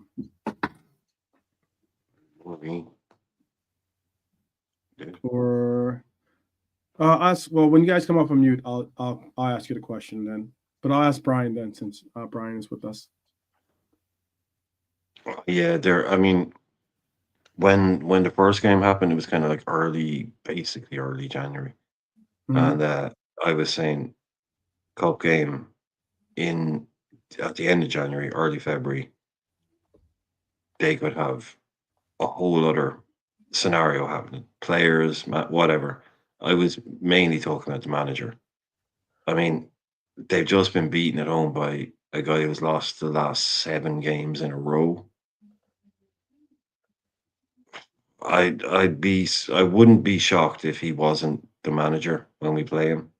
Mm-hmm. I don't know if they can afford to sack him if it works too harsh on their FFP, but this is. I don't know what does he make. What is he making? Oh, it'd just be payoffs and all that. Do they need to do? They're very kind of tight on that kind of stuff. Mm-hmm. But yeah, I mean, if it was going away, I think we got that way going. Where like he would just either they could pay him off, I thought, or they could either pay him a lump sum immediately and just get him off the books, or they'll have to pay him for whatever. Yeah, there's all different ways that they can. Yeah. But I mean, we went there, we got that kind of, crazy circus town, Tottenham kind of thing. It was 6-9 goals in the previous game. Mm-hmm. That one was a simple one. Okay, cool. Mm-hmm. We're basically 1-0 down with 90 minutes to go. We got them at home. If it was them away and they were playing well and they were firing, I'd still be backing this at home. But right now, yeah, we should be able to put the hurt on them pretty quick. They haven't got their whatever it needs to be.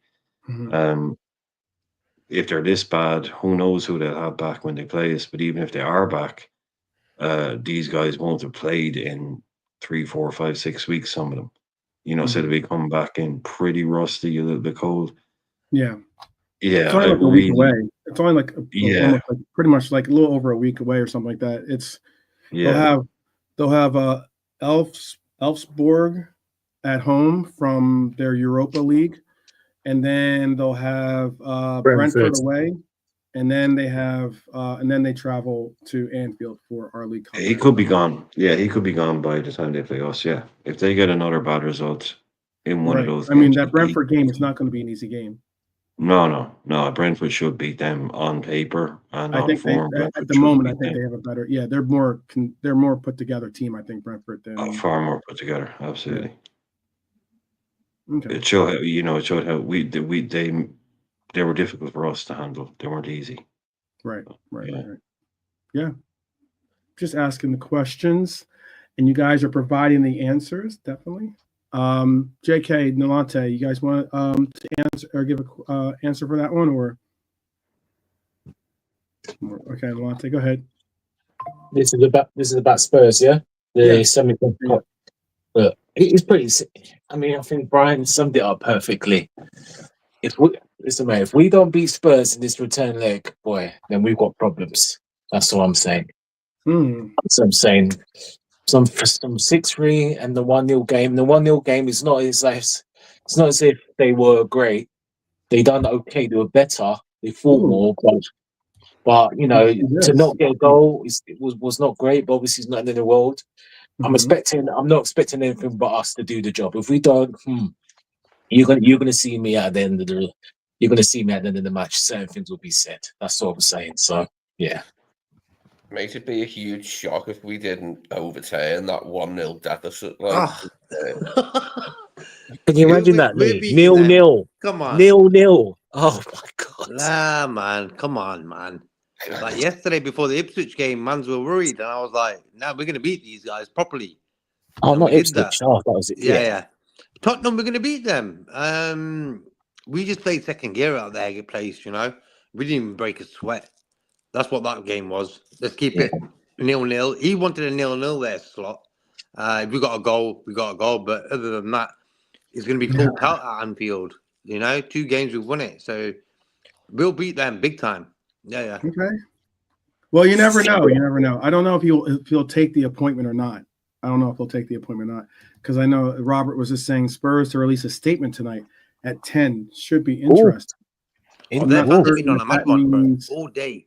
Their fans have been going mental the whole day. Even pre-game, they wanted him out. I'm so happy as a Liverpool fan. That's not really ever happened to us. Right. Even with Brenda, a lot of fans didn't like him, but it worked to that level. But the way fans are nowadays, especially the Spurs fans, there was a guy in one of the chats of the show who's like, "I've been supporting Tottenham since 1960. This is the worst manager I've seen." I was like, "Yo." Wow, that's wow. I was like, "Yo." He's definitely not, by the way. I saw.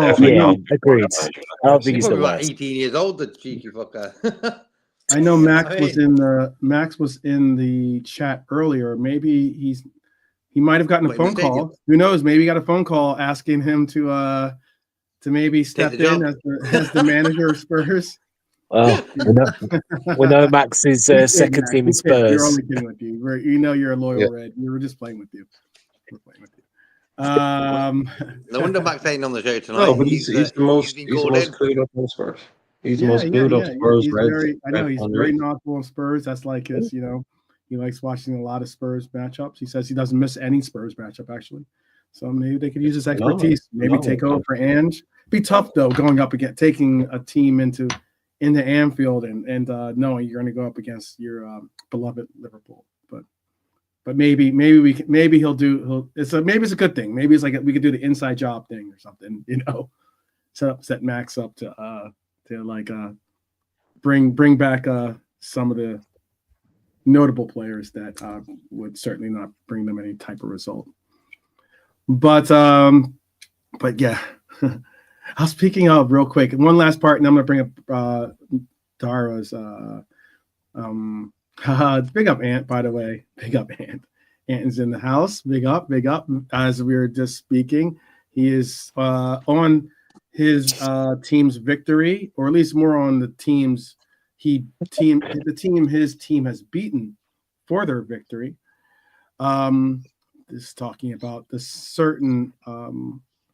a certain uneasy situation that Spurs are going through. So big up to you, and congratulations to Yeah, I your hope team. you had a good day, man. I'm assuming you were at the game. I'm assuming you were there. Well done, Leicester. 3 points anyway. Good result for you guys. That away from home. Yeah. Hey, I mean, played 8, lost 7, won 1. It's like, who do you think that one was? Most people would go Spurs. Yeah, a team that loses 7 in a row and they won. Yeah, they played Spurs. That's what happened. They definitely played Spurs. You would have, Oh, he but you just would got never, dead. probably wouldn't have said at home. Like they play Spurs at home, as Yeah, opposed well, to Ants just got back from London with 3 points. Ants just got back from London with 3 points, man. Yeah. Tell them all about it, huh? Tell them all about it. Yep, that's a wild. Well, sitting in your heated seats and just like taking in the game and watching Spurs fans go absolutely bonkers. Hearing probably hearing a lot of 57-year-old. oohs and whatever from Mhm. outside. Yeah, but a 57-year-old Jamie Vardy, 57 years old that guy is, and he's still scoring goals in it. That's how bad they are. There you go. I Jamie don't know. Vardy. I'm not. I can't confirm if that's accurate. He is. He is. He's 58 years old. Oh, wow. Jamie He Vardy. already gained. He just had his birthday today. Apparently, he was 57 like 2 minutes ago. Yeah, But he's the reverse Benjamin Button. For a 59-year-old player, man, to be performing like that, it's absolutely ridiculous. We better stop talking about this guy because he's going to be easily into his 60s and 70s pretty soon. So he's on his 5th Red Bull, and what does he drink? Espresso and Red Bull before a game. That's his thing. Mm-hmm. There was also a question that Dara had. I'll bring this up too. He says, does anyone know where Cody ranks in terms of the most minutes played in the Premier League this season? Does anyone know that answer? He's definitely top 5. He's definitely top 5. Okay. You know what? I can find that out. I can go on here and figure that out.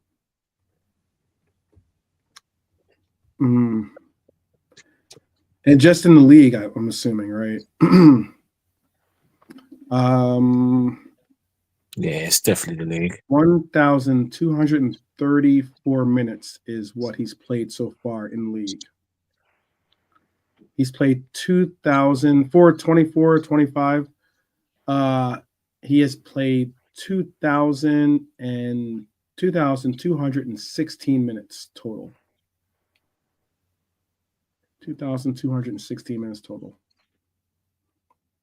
401 minutes of those are in the Nations League, 284 of those in the League Cup, and 297 of them are in obviously Champions League. And then 1,000, he's got a nice number, 1,234. So 1, 2, 3, 4 in the Premier League.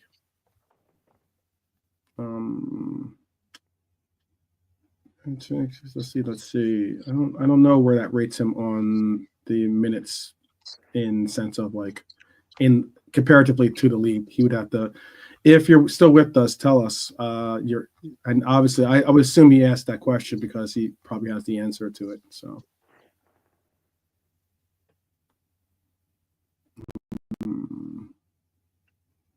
let's see if I can find it out. 180. 180. Yes, there you go.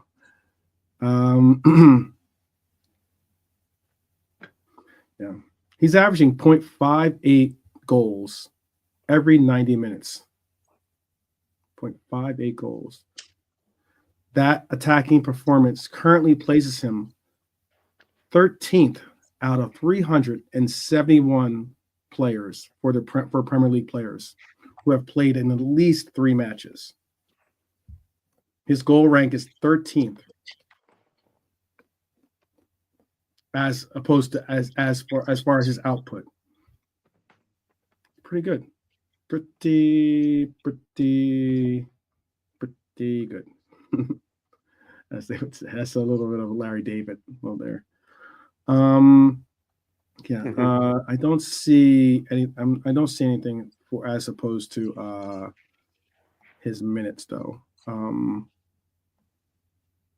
looking to see if I can find out. He is 49th he's in the 49th percentile in minutes played, but he's in 96th percentile in matches played. Just so you know that.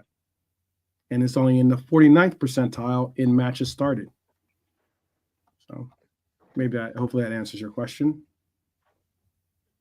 And last, I don't know if there's other questions or not, but I'll just bring it up. I asked Pops this question earlier because he was being direct about, Ipswich's inability to play the way that, from the back. And I was just asking him because I know that agreed they have struggled to keep that level of excellence or that level of output or a level even of consistency with being able to play out from the back in the Premier League. But obviously that was the strategy or the structure of their team that got them to the Premier League. And I was asking him, with that said, do you, as a coach, let's say hypothetically, and I can ask this question to the panel, and you can tell me in the chat if you have a different opinion than what Pops is saying right here. But do you, if you're bringing a team from the championship up to the Premier League, and if this is what got you there, do all of a sudden you say, okay, scrap everything that got us to the Premier League. Let's go with something that keeps us in the Premier League.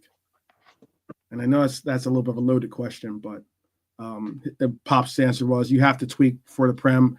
You can't think, especially if you haven't strengthened, that you can't think, especially if you haven't strengthened, that your championship side will bop to the Premier teams off the park, or knock the Premier teams off the park. Do you guys have different opinions on that one? Let's go. For me, Pops is bang on the money. Big up Pops, spot on 100%. You have to. You can't play. Well, he's a doctor. You want the doctor. money. Yeah, exactly. Dr. Pops, medical check and all that. He's been doing the pre-assessments before the pre-assessments. Look, in terms of there's no team I can remember off the top of my head that have played attacking football and managed to stay in the league. You have to tweak it. You have to. Otherwise, like Pop said, you will just be relegated, if I'm honest. And yeah, it can work in certain games, but you have to. There has to be a mix. I mean, one of the great examples I can think of in my time who were in the Premiership for a long time were Bolton. And they had some great quality players, a little bit over the hill, but they had the mix of low blocking with attacking. So and that's what you need to do to stay in the Prem. The Prem's a hard place, and if you don't have tactical tweaks, then you ain't staying in this Premiership. And Southampton are being embarrassing, shocking. And Ipswich have done better, but to me, they're still going to go down. Yeah, Southampton are the weakest side out of the 20 Premier League, don't they? I think it's safe to say that, about them. I can't see them bringing up the Leeds. Never mind staying up. Yeah. But Leeds is an anomaly. Finished ninth playing attacking football for the first season. And then what happened afterwards, Carl? That was an anomaly. It can happen once, but more times after not, you're going to struggle.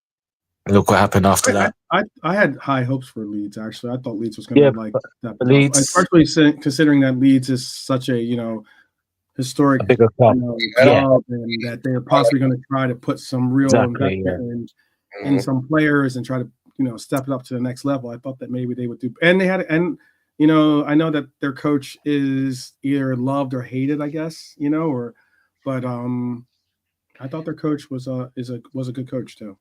That's why. Bielsa. Who, Bielsa? Yeah. Oh, I don't think ever hate Bielsa. I think, Jesus, 99% love for Bielsa. That guy's a legend in the game. Absolutely.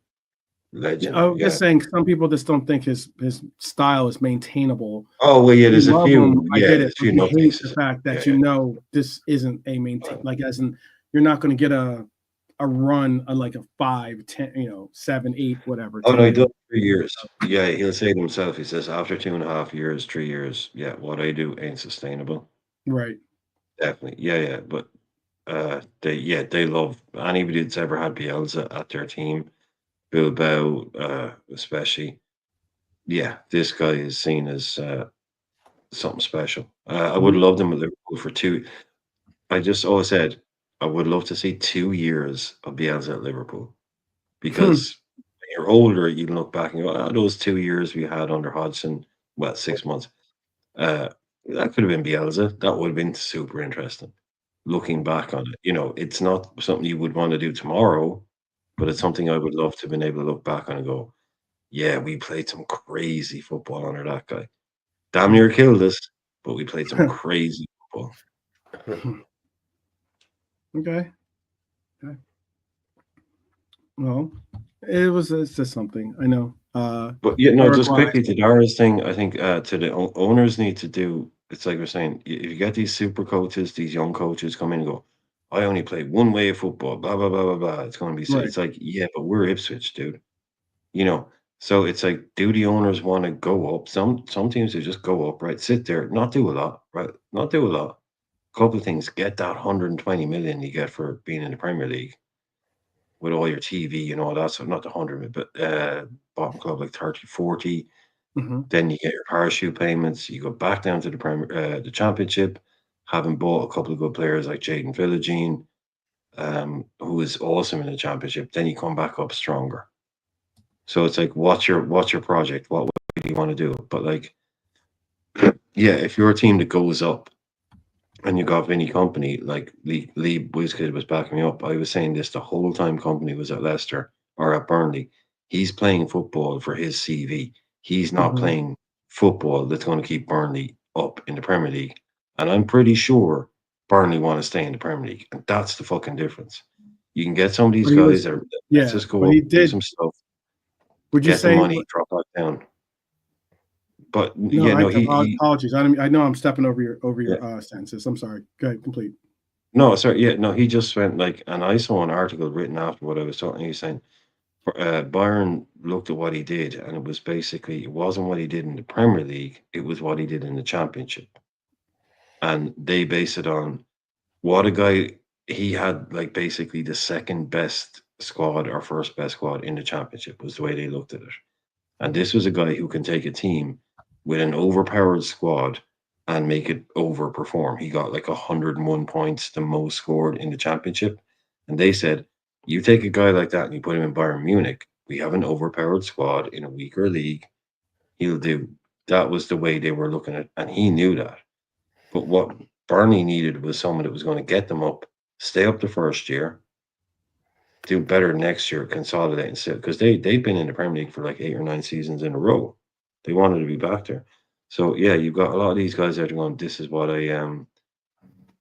this is how I play, as opposed to this is what this club needs. And like I said earlier, I think Nuno deserves massive credit for doing what he's doing at Forest and showing up some of these guys that, there's another way of doing it. But I think it's on the owners, isn't it? Do you think If it an would owner have worked says, out? I have some quick follow-up questions.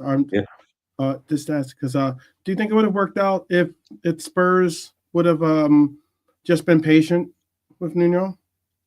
we It see certainly would that's the have been thing. a It's different club football. specific.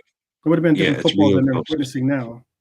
Yeah, it's club specific. It really is. Yeah, like basically, it's like the brave. Like you can go into a forest and say, "Do you want to do this?" And we'll stay up. Forest will be like, "Yeah, fuck yeah." Whereas Spurs will be like, "No, no, no, we're better than that. We're not going to do defend. We had Conte. We had no, no. We're Spurs. Mhm. We expect to do things, but you also expect to do it in the right way. So it's very much club specific. Mhm. Which Forest have just nailed the whole thing basically this year. Someone should do a fucking. I know. I see I'm Colin sure there will be. Antar saying they're going to do pretty much 40 years, and they have done nothing really.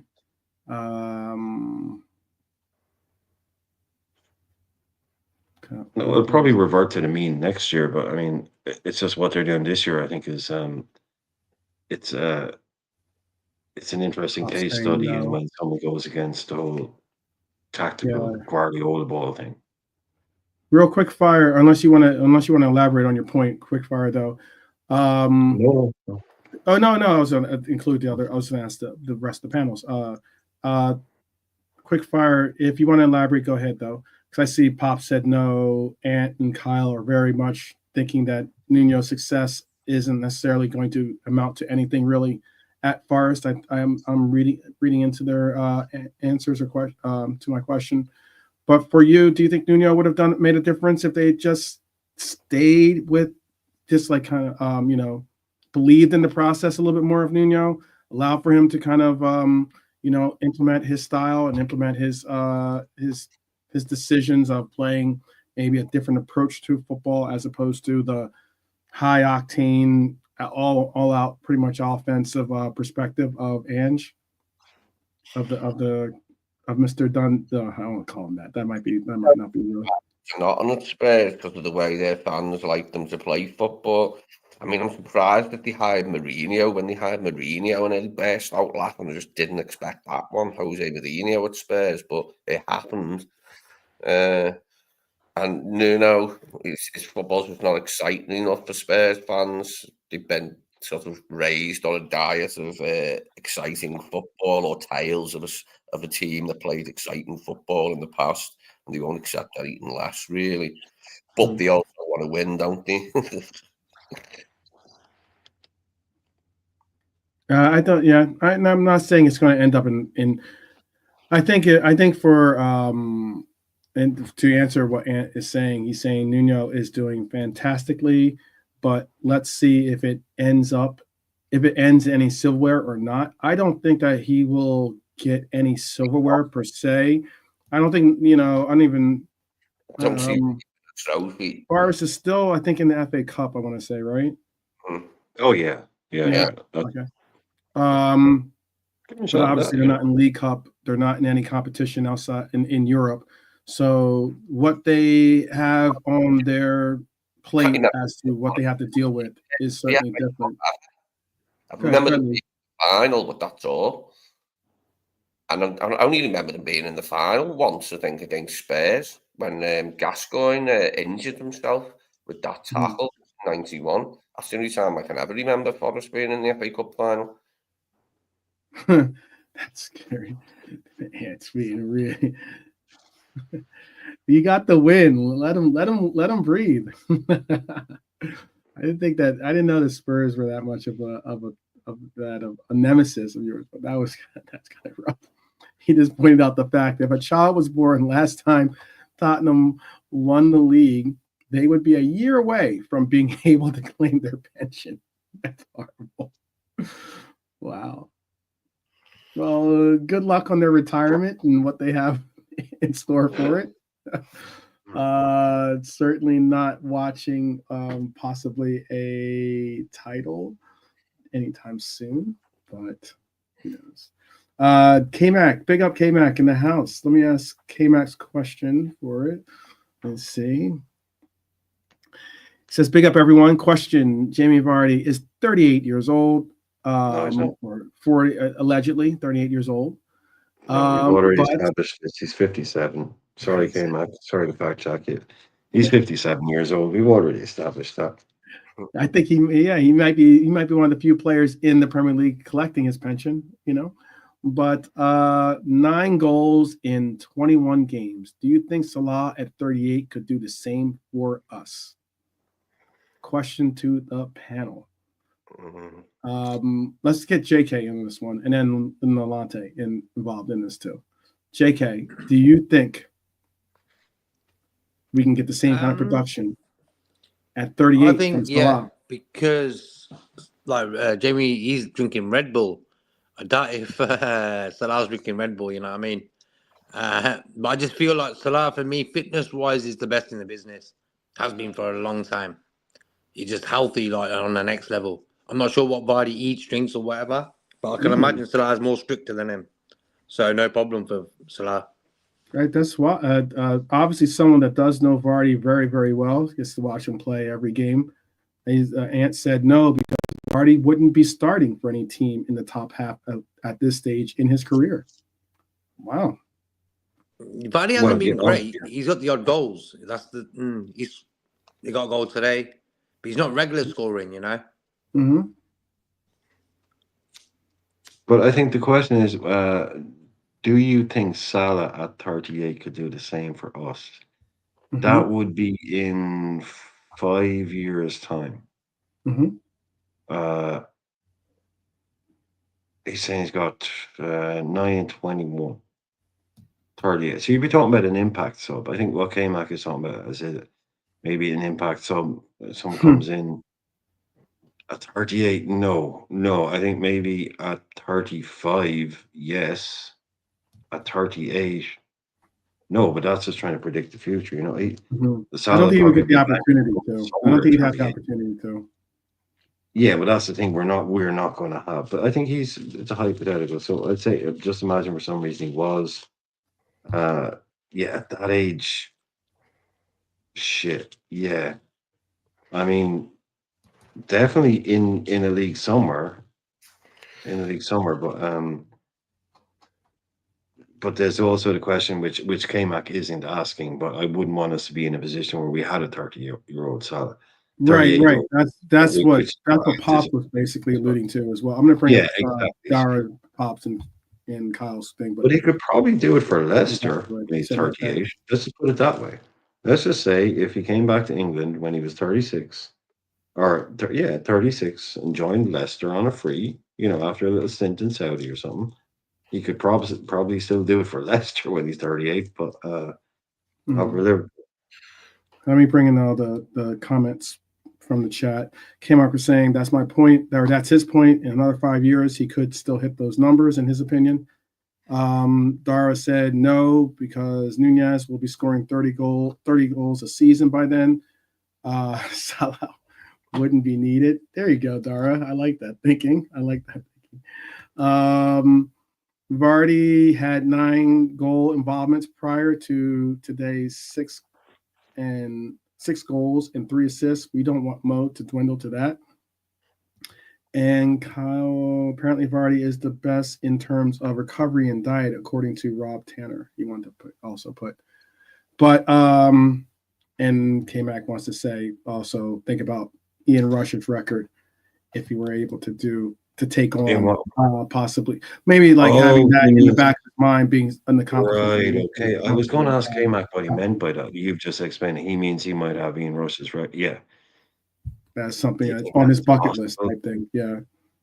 I don't think I agree with Pops in that at 38, if we haven't secured someone, that's again, we just spoke about Cody Hackbo. By that time, Cody could be possibly, one of the more prolific. He is definitely a prolific scorer for us right now in this season. But maybe he's a chiseled veteran of achieving those kinds of numbers by that time. Hopefully, he is. Or maybe there's another scoring phenom that we've gotten either via transfer or maybe even have brought up from the likes of our youth academy or from some type of. Rush was playing till he was 37, wasn't he, in the Premier League? Not for us. He played for us till he was 35, going on 36, I think. And then he was somewhere else and was still playing in the Premier League, Ian Rush. I think that the final, what I was trying to get at though with Salah is that I don't think Salah will be at that moment and point of his. We all know that Salah loves to play football. He loves to be involved. Do you actually think that at 38, even at 38, he's going to say to himself, you know what? Yeah, I'll take a backup role of being a spot player on this team rather than go to the MLS and probably get still, even at 38, a huge payday, or go to even Saudi Arabia, even at 38, and still get a huge payday. And I'm not saying it's about the money, but what I am saying is that he'll play because he'll be on the likes of what Messi's doing at Inter Miami, and be able to, basically, be pick and choose when and where he wants to play. I think that's more of what we'll see at 38 for him than as a Liverpool Red. I think K-Mac has just said there, his wife said he wants to play till he's 40. I think a No, I lot of believe these it. guys, I believe they it. already know it. Some of them need to learn it.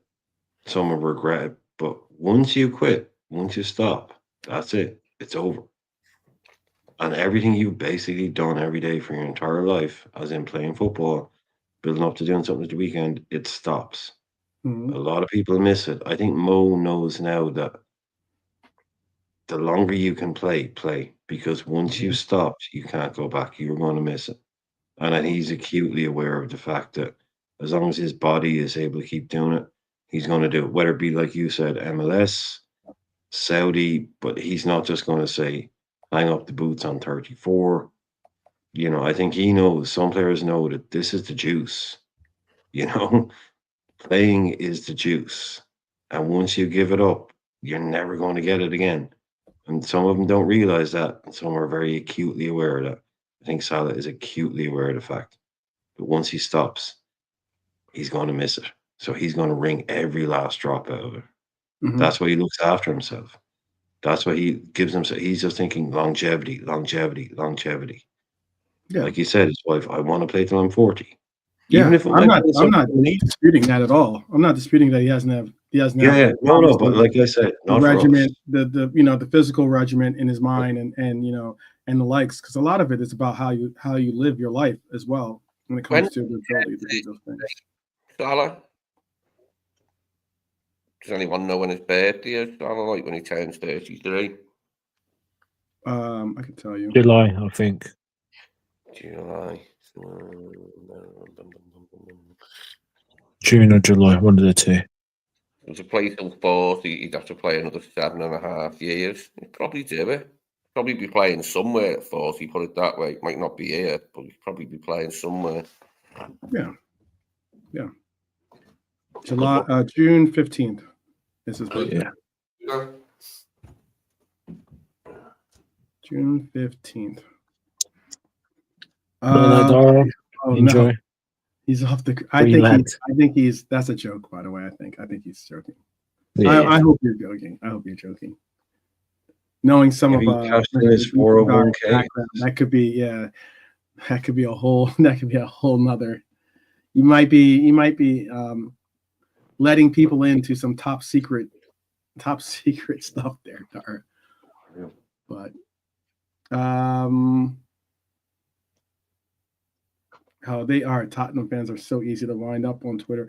Yeah, they go through a lot. They go through a heck of a lot. I remember I think it was last year. It was last year when they started, and I think one of the things I said before the season start was I was hoping that we could get the kind of start that Ange got with Spurs, but the difference being that we would have a coach that could maintain that momentum, despite being a new coach in the Prem, be able to maintain that level and maintain the consistency. And that way we could ride this out to be a title-winning campaign. So far, it's kind of panned out that way in that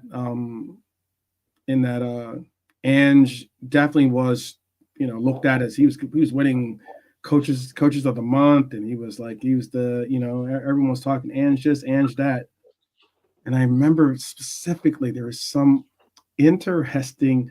There's a young Spurs fan, especially. I can't remember his name, so all due respect, and my apologies for not getting your name. But I just remember there are Spurs out there saying they're going to win the league, and I was just like, "Wow, that is bold to go from not being able to win a trophy to now all of a sudden being as you're on this winning streak of and you're like, we're going to win the league." I was like, wow, that's one of those. Yeah, you definitely want to, what do they say, hold your powder or something like that, or something like that. Keep your powder dry, Keep your powder dry. Yeah. That's one of those come out of the rain, Squidly. You know, because that is not going to happen. That is not happening. And they soon fell little by little by little. It's a shame. But, you know, things happen. Things happen. Quick questions here because we're a little bit over the 2-hour mark. So I'll just get some quick questions out there for you. Gonna do my thing. The The funny most stuff. yeah. You want to do the most Salah thing right now? Yeah, we can do that. Right. This thing I actually like. It's basically a list of like outrageous Mo Salah stats. Why show why legend is GOAT in the Premier League winner. Right. Now I had to scroll down 3 times to get to the end of this. 3 times when I it had to comes to scroll his down. accomplishments and records and all that stuff. Yes. Yeah. So I'm going to skip through a lot of the ones that everybody knows. But let's just say there's only 3 players scored more for Liverpool, Rush, Hunt, and Hodgson. Mhm. Hodgson is the only player with a better games per goal ratio than Salah. Hodgson was 1.56, Salah's 1.63, as in it takes him 1.56 goals to score a game. It takes Salah only 1.6 to score a goal.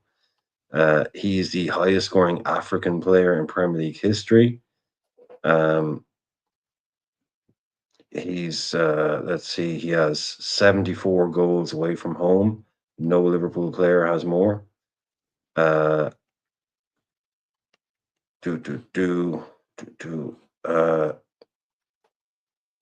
he's won. No, that's not a great one. There's loads of these. He has the most goals in continental football in Liverpool's history. Nobody has scored more goals in debut season. Nobody scored more goals in a single season. He has the record for most consecutive games scored in 10. Nobody has scored in more consecutive games at Anfield for Liverpool, 9.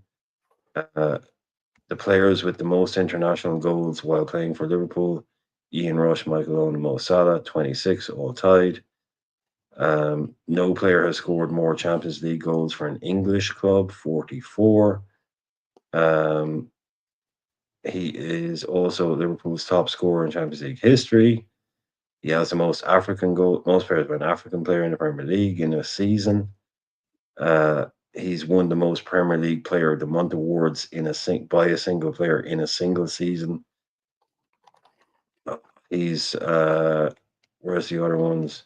No other player has scored 20 or more goals in 4 different Premier League seasons for Liverpool. He is one off making it 5. No other player has scored 20 or more in 4 different Premier League seasons. He's one off making it 5. I mean, it's just keeps going. He's the fastest player to 100. Only 2 players have scored more penalties for the club. Jared and Mulby. No Egyptian has scored more goals for club and country. He's a 2-time African Player of the Year. He's a 2-time Premier League Goal of the Month, 5-time Player of the Month, 12-time PFA Player of the Month, all records. And where's the other ones? Yeah, only Salah, Suarez, Owen, and Fowler are the only players who scored 4 or more in a single match. He has 16 goals in 17 appearances against Manchester United. No Liverpool player has ever scored more versus United, which includes 1 hat-trick and 3 races. He has 16 in 17 against Manchester United. It's just crazy. It keeps going. He's never lost against 1, 2, 3, 4, 5, 6, 7, 8 teams. He's never lost against them. He has 5 or more goals against United, Arsenal, Brighton, Tottenham, Bournemouth, Manchester City, Newcastle, Villa. And that's not even all of them. That's only half his records. The guy is absolutely taking the piss out of people. And he's not finished. All of those can be updated again at the end of the year. Yeah, there's loads more. By the way, there is an accomplishment that he did set too. I don't know if I put that list. It was such a long list that I think I might have. And that's only half of what that's only half of. That's not even half of all the stuff that was on the list. I skipped all over all the like obvious ones that everybody already knows. There's like 20 other bullet points. It's just crazy, literally crazy. I mean, they're What? just racking. Yeah, no. I was just going to bring up. There was another accomplishment that he did achieve yesterday with that goal, I believe. And does anyone know what, other than the 100th goal scored at Anfield, what he did yesterday? Anyone know? No. Going Bueller. No. Yeah, go ahead. Sorry. 176. That takes him above Thierry Henry. man who apparently he can't sit at even a table with, Mr. Savage. It takes him above Henry on Yeah, he that moved list. up in the all-time scorers list. Yes, with that goal, he was at 175 with him, tied with Henry. With that goal yesterday against Ipswich, he now has gone above him in the race. And I think that's why I think the Golden Boot thing is going to be important for him because I mean obviously Henry 2 titles. Salah has a title himself. Player of the season twice for Henry. Player of the season, Salah. He has one himself. Yeah. Golden Boots, though. 4 Golden Boots for Henry. The achievement that people think is not one that can be certainly matched. Salah sitting on 3 and is currently leading the league this year in the Golden Boot race. Yes, went past TT. Yeah, definitely. Yeah, he's one of the best, like the most well-known and best bowlers of recent living memory, isn't he, Thierry Henry? So for him to go ahead of him is really, really good. There's not many more auspicious names in Premier League history than Thierry Henry for forwards. So for him to get ahead of him is a jolly good show.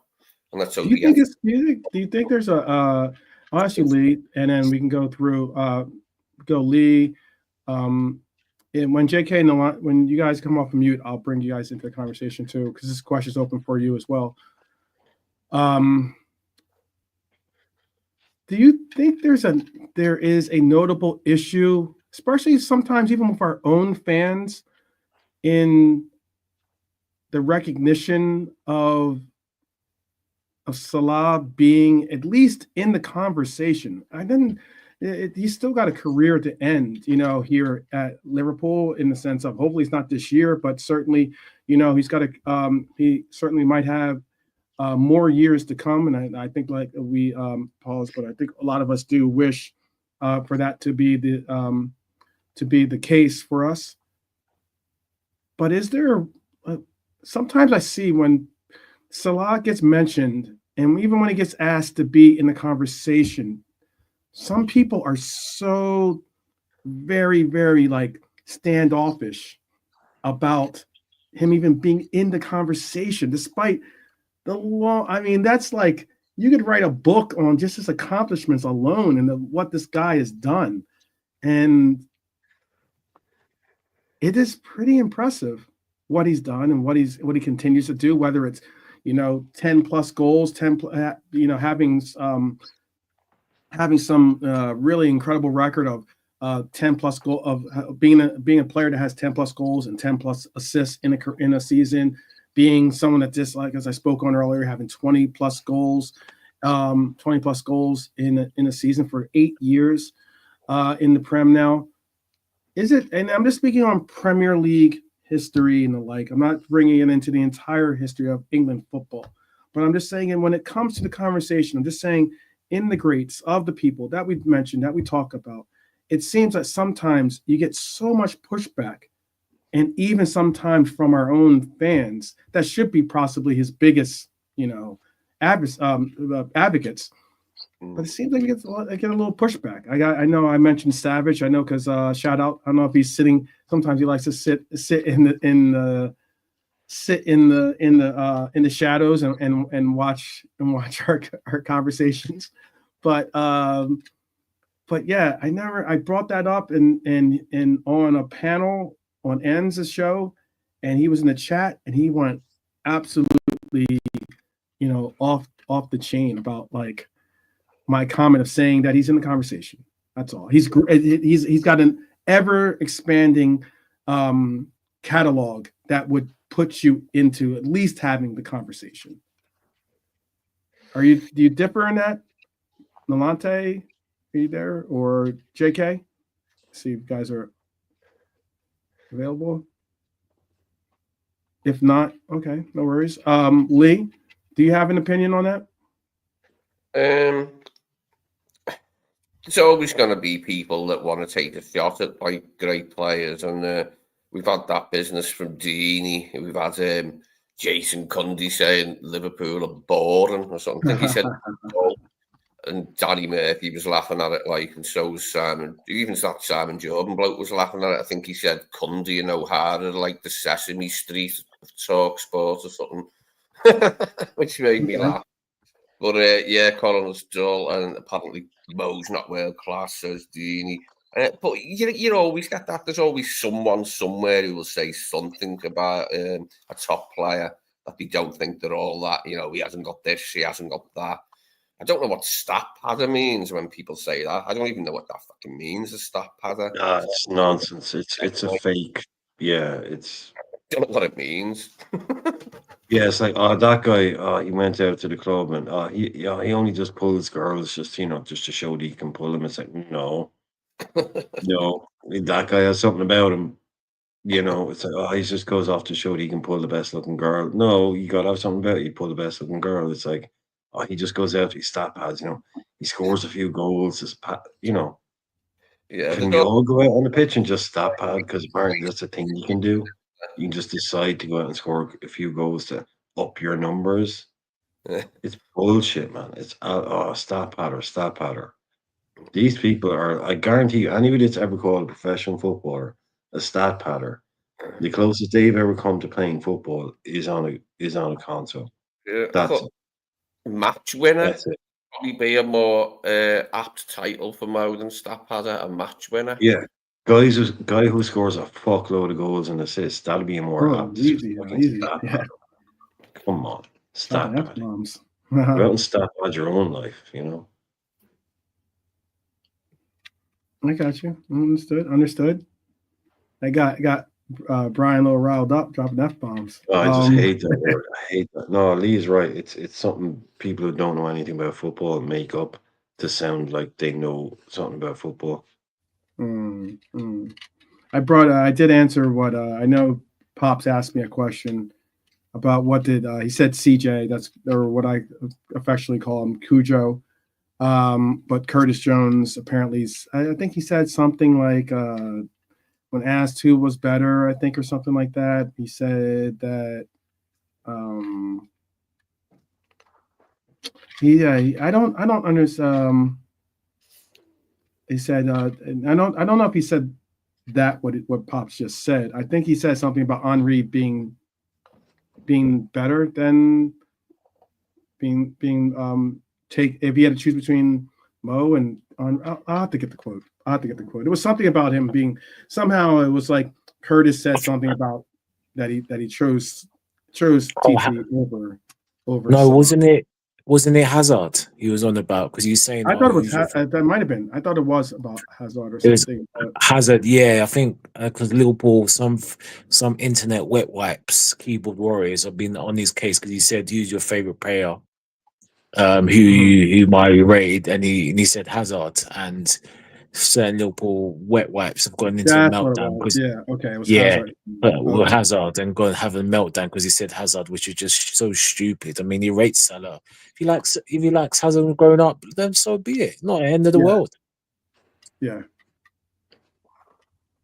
Yeah, and also let's not forget that we're all football fans, and if we're all grown up and adult and mature football fans, which I hope we all are, we can all agree that Thierry Henry is one of the most aesthetically pleasing footballers you will ever see in your life. That guy was beautiful to watch. So if someone came out and said Henri is my guy over Ronaldo or over Salah. So, yeah, because Henri at his peak was just superb. It was He was unreal. beautiful, graceful. Saying that at all, Yeah. the title No, today, especially beautiful player. like to say, "Oh, Yeah. Henri, Salah, fine." You can say that all day, mate, and then I'll respect your opinion.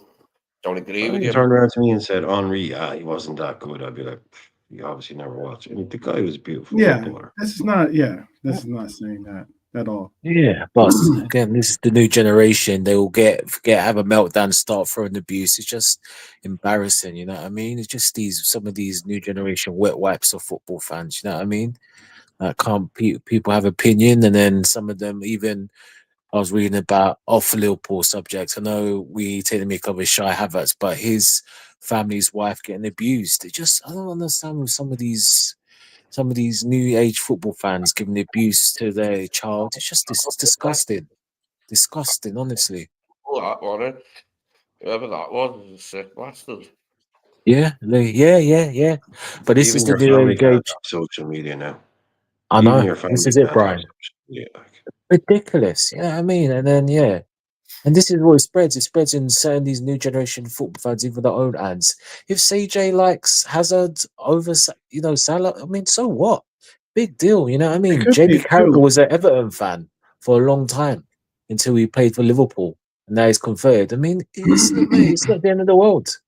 Mhm. So It could some of be these also people need just to. like No, finish your statement. I'm sorry, I apologize.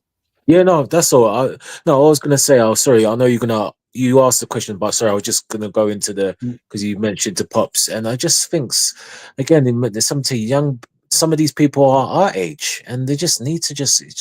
Unfortunately, this is the social media. Just really need to grow up. That's what I'm saying. You know what I mean? But yeah, I got continue you. anyway. I just wanted to mention the CJ point where you mentioned to pops. No. I was just gonna say to Cujo's defense, I can understand where and what and how he's saying it. There are players that we personally grow up with idolizing, or having as a role model, or just really being your favorite player. We all have our favorite players as youngsters and the likes. It's why, for instance, I think later on in the article, or when asked, he wouldn't even come close to saying anything.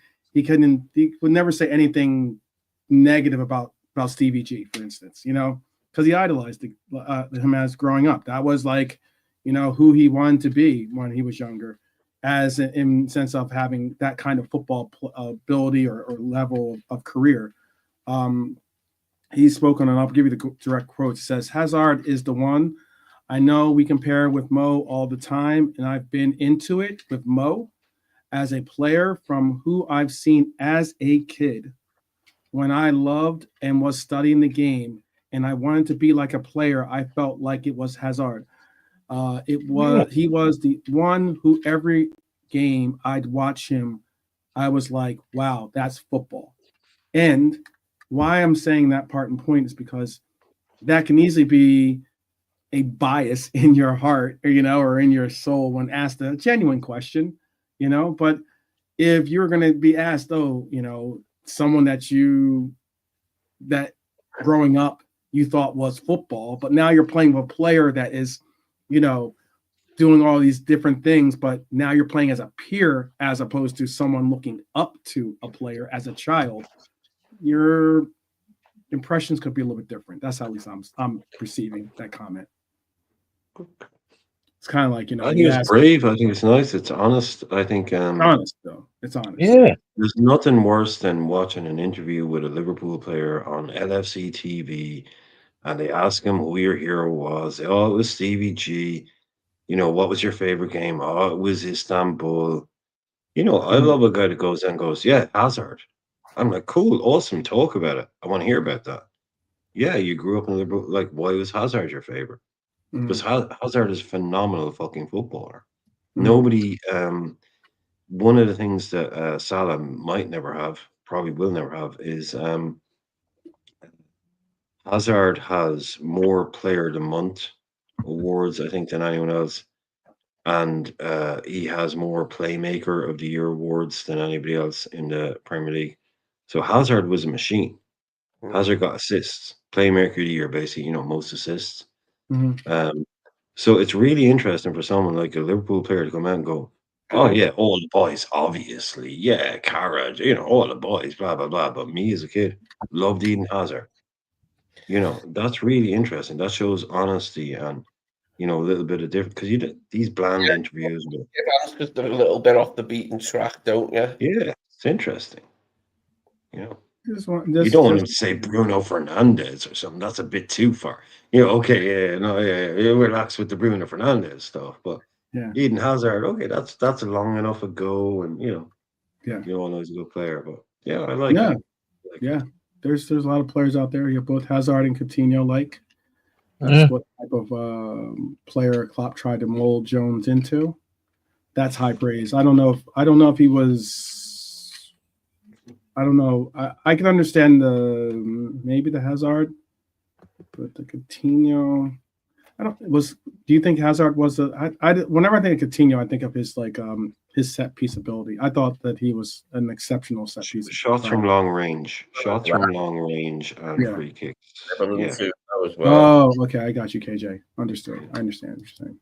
My that bad. thing where he cut in off the left and bend one into the top right hand corner, just Yeah. kind of like what Cody is doing now. But Coutinho could do it from 30 yards. Yeah. Yeah, Yeah. just I thought stop. Coutinho in his prime was like Oh, he was one of the best players in the Premier League, I think, and in his prime. Easily. look, man, you know me. I love number 10s. I'm Better. Inter fan. Yeah. Oh, wait, hold on. You got Brian, finish your No, point, then sorry. leave. Yeah, no, he's just that you know me, man. I love I'm old school. There's nothing more than Alante, JK, Lee, Mm, there's nothing better than old school number 10, a South American number 10. A little later. And he comes from my club, my Italian club, Inter Milan, this little Brazilian wonder kid. I'm thinking typical Liverpool, all hype, no trousers, But this kid comes in and perfect. Yeah, Pete Coutinho for that one. We're just all this is a goal of the month every week, goal of the month, goal of the month, goal of the month. That was him, man. Perfect. Yeah. Sorry, You Lee, saw go ahead. immediately when he come in. I can't remember who we played at Anfield, and I think it was Coutinho's first game, and he's just done this brilliant, like little run and assist for somebody. And it was just magic the way he done it, and he was tiny as well. It was when he first come; he was still tiny, a lot younger and smaller. But it was brilliant. I think that must have been 12-13 season, because I think that's when we first got him on it for the 12-13. Mm-hmm. It's been so long since we'd had just genuine, outright flair. Mm-hmm. And that kid just had, like, one of my best mates is a Man United fan. Huge Man United fan. Hates us, obviously. So, of course, he should. Fair play to him. But he's always said, you know what?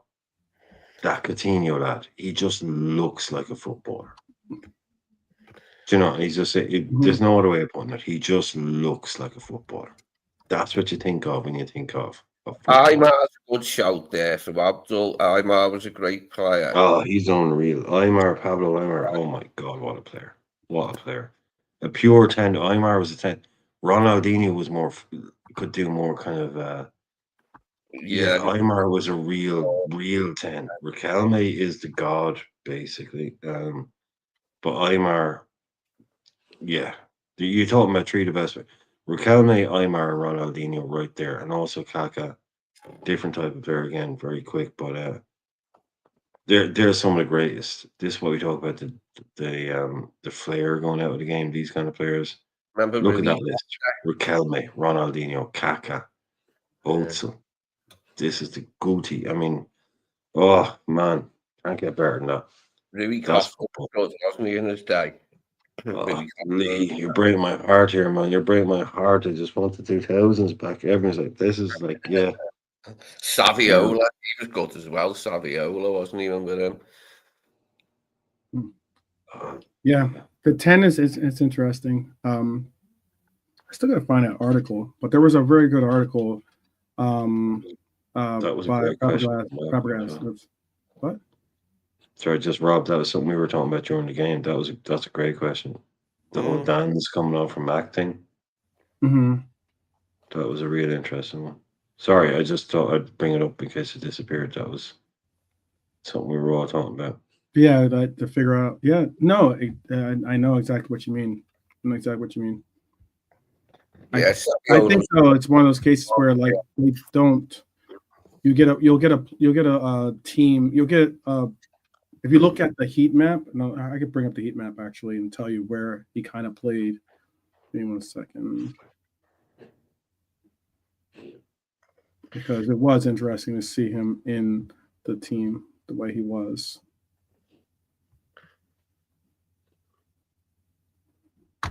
So when he came on, one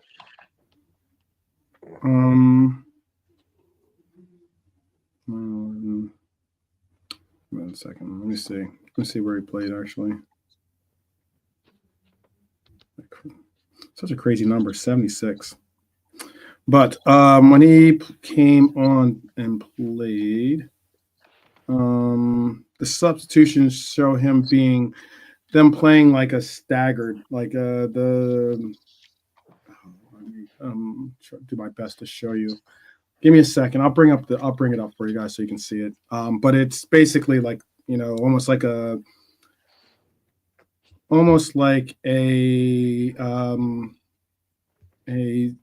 shadow striker in a sense is what Nunez was playing to Dan's when Dan's came on.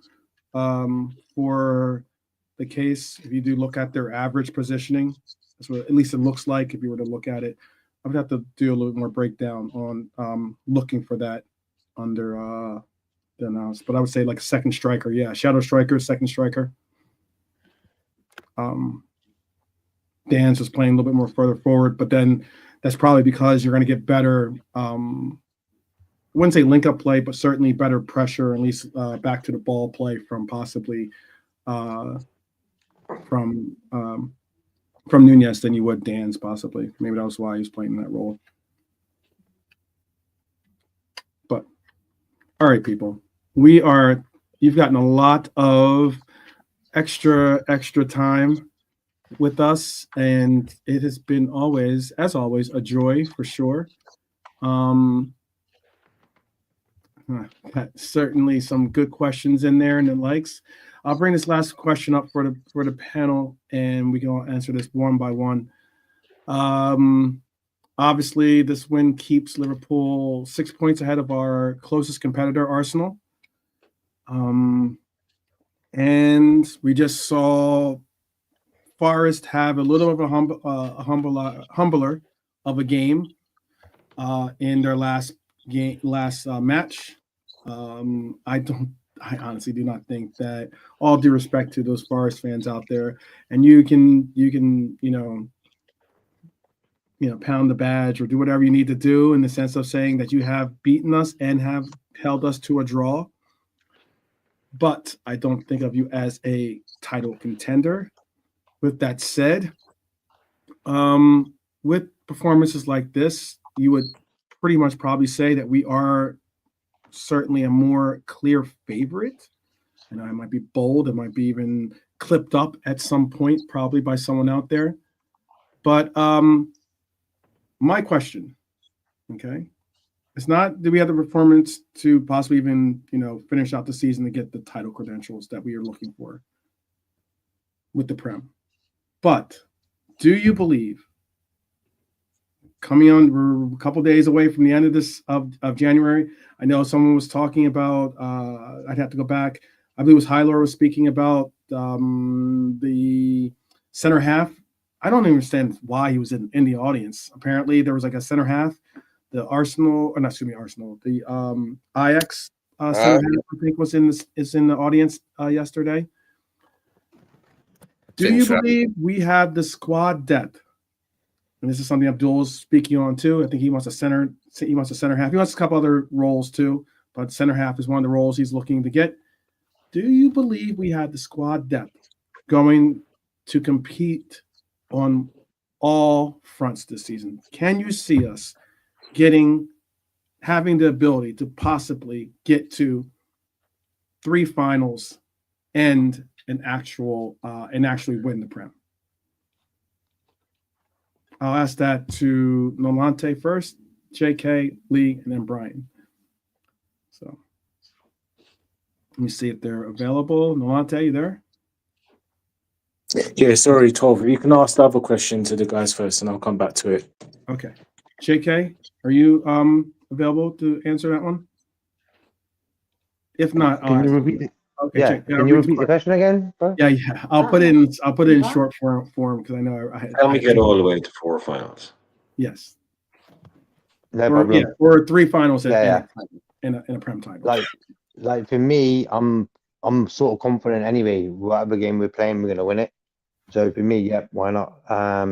That's why I would look we to have the have squad 2 depth. signings. If you believe we have the squad depth to do it. That was the initial. That's the tricky one. When you look at it, 6 attackers, 6 midfielders, defenders, Gomez and who else is Gomez is injured, isn't he now? Just Gomez, Diego's injured, obviously, but Gomez and Yeah. Diego are only 2 major, I think we or can. 2 only, 2 players that are unable to join us. That sky's the limit for me. I want to win everything because the League Cup is 2 games, win them both. Mhm. We've got a trophy already in the bag. Then we take it from there. But as Brian's been saying a few times about the league title, the league campaign is the most important out of the lot. And for me, it is as well this season. Okay. I'll put the question in the chat for everyone, which would mean 3 finals and prem title. So, Lee, what do you think? On what? Sorry. Okay. I'm definitely going to give you guys these questions before I answer them. Okay. So, do you believe? I just wrote down the question. I'm going to put it up so that everyone can see it. No, there's no question on it. Do you believe we have the squad depth going to compete on multiple fronts this season, i.e., to get to 3 finals and a prem title? And if so, if you think so, do you think that we have with that squad depth? Do you think that we can win it? I think we might possibly fall short on the 4th front, which is the FA Cup. Yes, for the Carabao Cup. Yes, for the league, and it's a possibility for the Champions League. But I don't think we could go all the way in all 4 tournaments. Okay. No, we've got enough players for that to go all the way in all 4 players. And I think I might rather prefer it if we were just to win the Carabao and then maybe went out for the FA Cup and had some less games towards the end of the season when the Champions League and Premier League come to their conclusions, their end period. I agree with what Max is saying too. That's why I'm asking a question. I know some people definitely. Again, I see Abdul just said again that his interest is getting a CDM for us in this window. I don't know. I'd have to double check on the player. I think he brought in a couple of players, then yeah, perhaps we could win all 4. I don't really want to go down that road, that quad shit again. I'm sick of hearing that bollocks. What do you wear now? Quad. I see. The Yeah, same ugly. plays center half, but he also plays the left side too as well. But he does not play a center DM. So, and I also saw. I think this was Abdul's. This is Abdul's. Go ahead, Lee. I thought it was a Japanese player when I first saw the name. Hato. Oh yeah. I know. It does have a little bit of a Japanese flair to it. EPL, UCL, then the FA Cup, then the NFL Cup. That's his, I guess, preferred ascension towards priority. KJ thinks we have just about enough to get over the line on all 4 competitions. Red Armchair supporter is saying a solid yes. I agree with Max as well.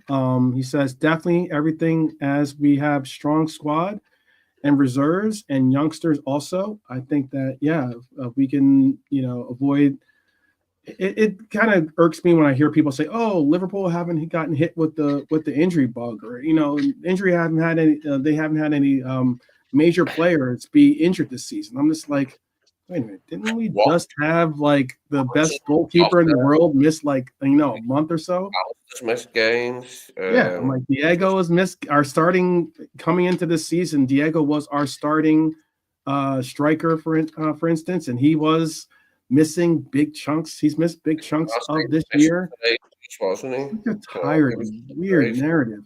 Injuries, got both our standing full-backs injured in Bradley and Simicast. We've got both of them injured.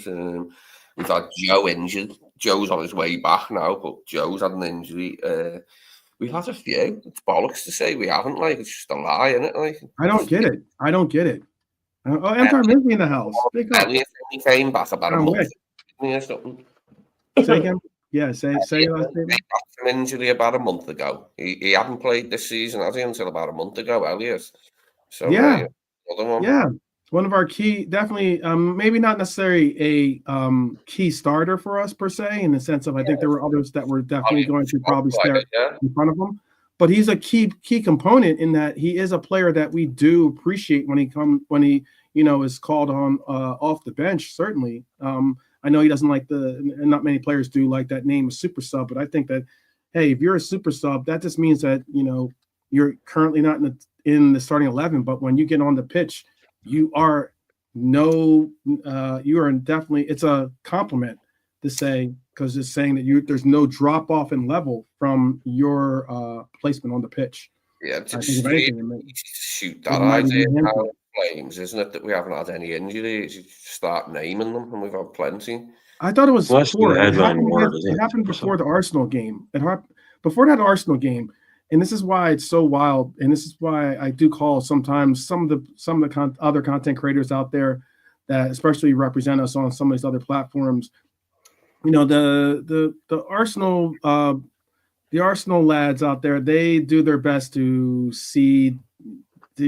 weave their deceits into like the speaking forums. But to go out there and they sometimes, exactly what I'm trying to say is exemplify what their coach is, which is nefarious with some of his of-his-intentions, because you sit there and you go, oh, we have so many. They were saying they had so many injuries going into that game, and I'm like, I think you had like 2 or 3 of the players that you had quote unquote injured started. It wasn't even like they were on the bench and he got limited minutes from them. Oh no, I saw Saka start. I saw Timber start. But these are players that they're going to be out. We have so many injuries. We have so many injuries going into this game. Arsenal, that's all you heard from the media, like Sky and whatever, all that type of media. Like, yeah, that's where I was disappointed. Mentioned Alisson or Jota or whoever else was, like Elliot was out at the time. He never mentioned any of them. Never mentioned them. Exist. Yeah, that's where you spot on. I think that like, your Sky Sports out there, your BBC, those like outlets that were just running with that narrative, absolutely running with that narrative. And that's why I was just like, wow, like, it's not as, I would like the media to refrain from bringing the quadruple up as well while we're still in all cups. Like, I'd just like them to do that if it's all possible, because it's tiresome when they start with that. Yeah, it's been wild that we've navigated those again, and this is not I know that Michael Corleone LFC was calling out he thinks that me and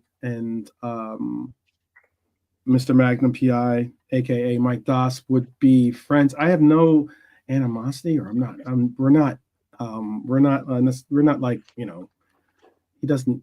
I don't think he hates me. I don't hate him at all. We're friends enough that we can converse and be on panels together and be able to contradict each other's points. But I know that we're on a panel together, and it was before, I guess, he had really. It was before he really understood what had happened that preseason with our team. I think it was before he was still, harping about how our team kind of responded with the injuries and with the amount of play that we had to go through with Klopp when we were running for that running for a quad at one point, and then it hunkered down to just to being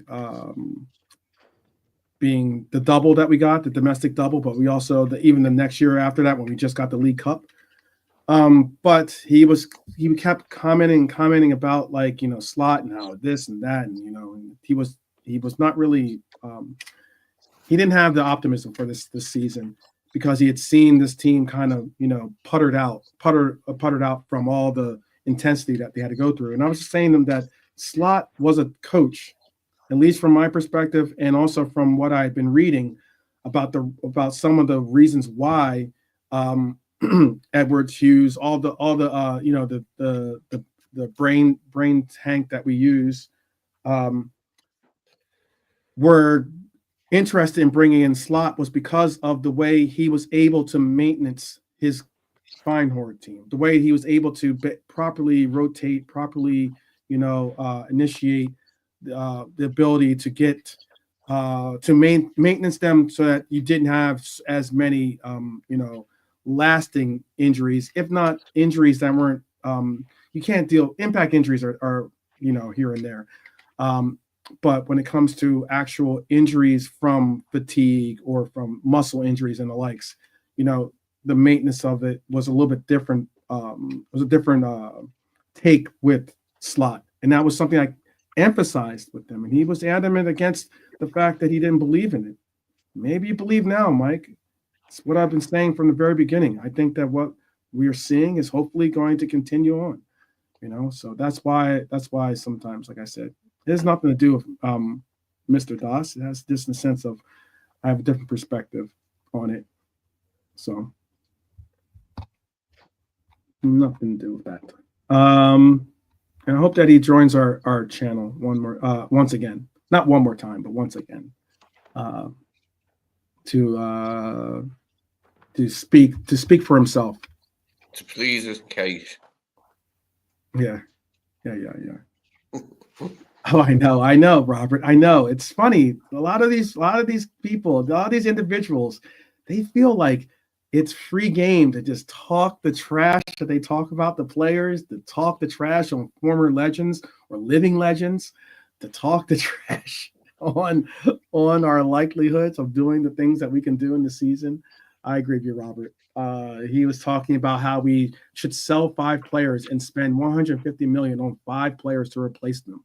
That was something that he said in the very beginning of the season. Like I said earlier, there's an individual, I think his name's like Riyadh, or I believe his name is. Apologies, because he is a Red. But he's on Flawless channel, Sarcasm City. He's Sarcasm City. And he is like kind of like the resident Liverpool representative on that Manchester United channel. Because let's be honest, Sarcasm City is a channel that is conducted by a Red Devil. And you have this guy on there, and he's this year coming into this year, he wanted 7 names off of this team. He wanted to replace 7 players, and that was like the bare minimum, he said.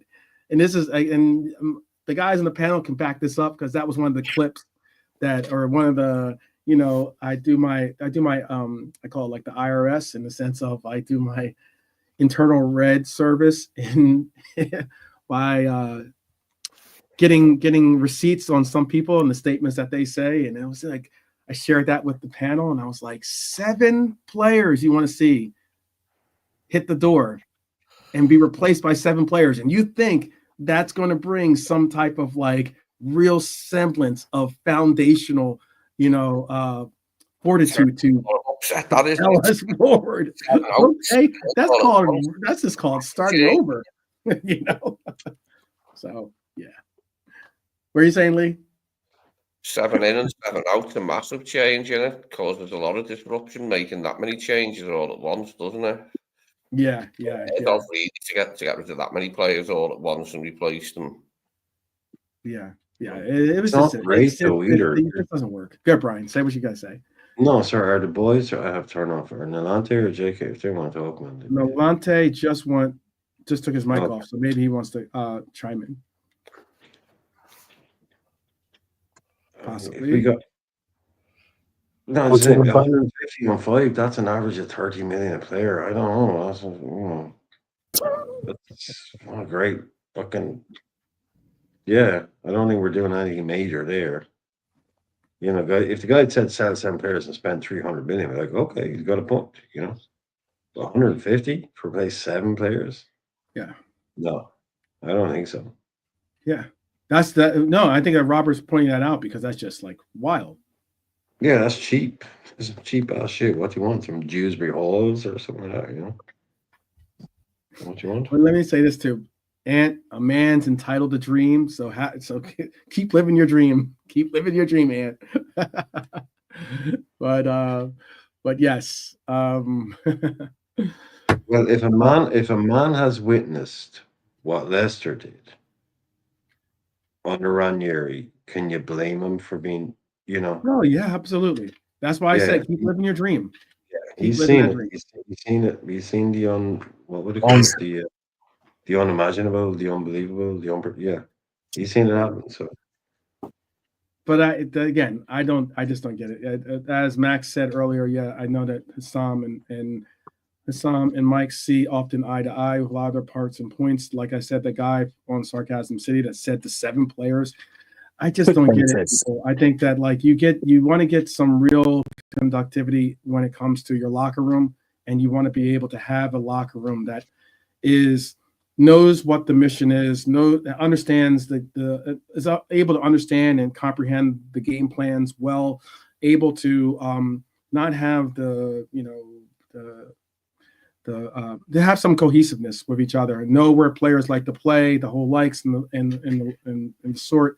You know, it's not easy. I mean, Manchester City, they had Marmoush come be introduced yesterday, had a decent game. And then they had the center half that had an absolute howler of a game. You know, like you expecting players to just hit the ground running is not really what always is going to happen. That's why there's, I think, a less likelihood of you getting transfers done in the January window as opposed to the summer window, simply because you get a training, you get a proper training session or proper pre-training in before just introducing a player and hoping that you can fit him into your team. That's a big difference, I think, in my opinion. Changes have to be made gradually, don't they? And I think it will be over coming transfer windows. There'll be a few changes, and it is interesting that Hato was there. A bit of signing, Hato. Anyone would like to. Abdul's going to get this in. He wants us to CDM. I got you. I'm sorry, Lee. Abdul's really, really pushing for that CDM. I got you, Abdul. I do myself, actually. I'd still like us to buy midfield. Bashatek is still, Bashatek is still with, he's still with the club. We haven't sold him. No. I think Red Bull, they're going to terminate his contract because he's not getting a new manager. Pep failed, so I think he might go to a La Liga team, possibly. But he needs to anyway. He needs some minutes at the end of the season because, people forget about him. Everyone's saying we need the midfielder, but people forget about Bashicic. But, I love him. I reckon he's a great little player. And I reckon he'd suit Slot's style perfectly. I think he'd fit into what Slot wants perfectly because he's good on the ball.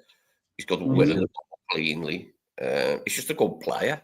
He's even good when he gets close into the box, like in here as well. He can, put on a little bit of style. That goal he scored. Remember when Thiago got up to applaud him for the goal he scored? When he just dragged it. He dragged it with his right foot, didn't he? And finished it with his left past Mings. Mings was on the line. That was a great goal off from Bashad. Yeah, I think he's really talented. I just don't know what's going to happen at Salzburg for him. But I hope he does still get games. I don't want him to be somewhere where he isn't playing because there's no point in being there then if he isn't playing. I get like the Hato player is Hato is a left back and a left center half. Yes, that's not going to answer. He's like Timber, in other words. Huh? He can play both. Right. Yeah. Yeah, so he's great. He's great for the squad. Similar He's to a no-brainer. Vardiol, maybe. You'd say similar to Vardiol. Yeah, exactly. 12. So he's a no-brainer signing. 18, and he's quality now. He's only going to get better. Trust me. He's a no-brainer signing. Mm-hmm. And I It's a wouldn't no-brainer. necessarily go and say Bashetic is injury prone. I wouldn't say that, Abdul. Only because I think he was more so with him. He had the same symptoms that was being reported, at least, that he had the same symptoms as like a Stevie G when he was younger. And that he had the growing spurts and that. growing spurts. Yeah, the pains. He was out for a year. I don't. Yeah. If he hadn't missed that year, I think he'd be at the club. I genuinely think if he hadn't missed last season, he'd gotten like proper minutes. I think he'd still be at the club because, like you're saying, I mean, name me a player that is similar to Gravenberch that will be on our team right now. I mean, other than kind of the senior guys, Bajsetić is that guy. Bajsetić that's what he wants to do. He I can was play thinking like maybe that. even would you maybe I was thinking too. Could you offer maybe Neone? Oh, we haven't seen enough of him. Yeah, I don't. Yeah, Or just hints. Then maybe even hints. That's what it's. Yeah. Honestly, yeah. I couldn't. I know say, that's high. That's like a high bar to put on such a young individual. I'm not saying that he's. But I've only seen the guy play maybe about an hour of football, so yeah, I won't pretend to.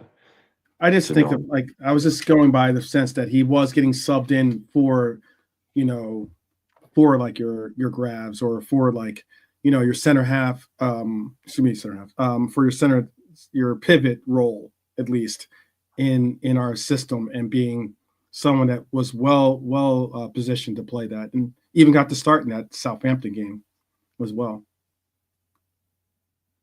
Yeah, he's here. I think we just definitely looked at Bajsetić and went, damn, the kid hasn't played football in a year. He needs to play. Yeah. To get his back. So can we give him the minutes? No. Best thing to do, send him out with Pep Linders, from Salzburg, happy days. And he was getting lots of minutes, lots of games. But yeah, now if he's going to be sitting in the stands in Salzburg, he may as well bring him back. Bring him back. Kirby. Yeah. Fuck that shit. Yeah. If he's not going to get playing time, then that's not the reason why we lent him out to you. Yeah, that's how I forget that. Well, a lot of good questions, a lot of good stuff going on in the chat too.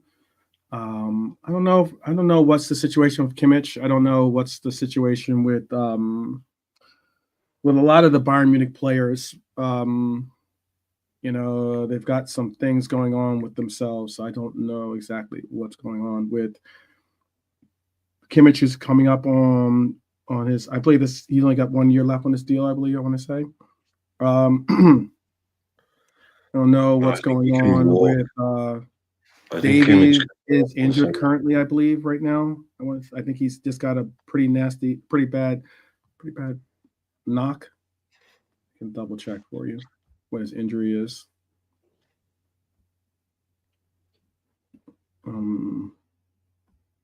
Pretty sure I'm pretty sure he's injured. Musiala just said that he wants to play, but Musiala's situation sounds like a little bit of a headache in the sense of trying to get involved in. Yeah, Kimmich's wages are Kimmich's wages might be high, but he's not going to have the ability to demand those wages going forward that he's currently. He's on a free this year. Yeah. He's on a free in the summer. Yeah. Let's see. So what? It'd be great if we did go in for him and got him Kimmich. That'd be wonderful. Yeah. I don't even know where he would even necessarily slot into. No pun intended. Speaking of Bayern, Matthias Tell needs to leave, but not to Arsenal or Chelsea, but to Anfield. Okay. Do you join Tarmizi in aka John Wick in that perception of the Bayern Munich player? anyone on the panel could jump in on that one. That wasn't too anyone specific. I don't know who he is. Matthias Tell. Have Don't you started your He is Matthias Tell is a 19-year-old. He's a French national. He's 6 foot. He's a striker, actually. And he's at Bayern Munich. That's why he's mentioning Chelsea and Arsenal as being possible. Because there's talks about them in the market for a striker. I know that Sesko, apparently their coach is pretty much saying that he has no real interest in selling Sesko, at least not this year. They don't have any interest in selling him. There's always the Ben Doak situation. You're right, Abdul. There's a lot of different situations that we got going on. I know Brian doesn't believe that Ben Doak has a real future with us. No, I didn't. No. I'm just saying it's up in the air. I'm just saying he's not he's going to come back and be the next guy. So let's just see how that plays out. Okay. Yeah. Okay. I was saying, like you said, it's up in the air. I was just saying when I said real, I meant like an assured future with us at least. Yeah. No, he's doing brilliant. No, he is doing brilliant. I'm happy to be proved wrong. I'd love to be proved wrong. And he comes back and Jesus, that Ben Doak kid.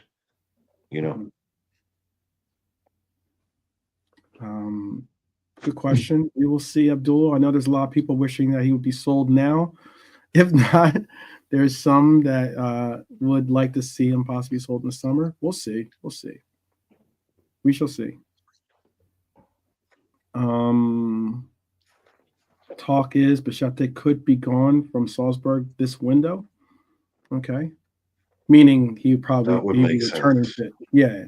He's not going anywhere other than back to Anfield, if anything, possibly. Or if not, I don't know if you necessarily would move him to another team on loan.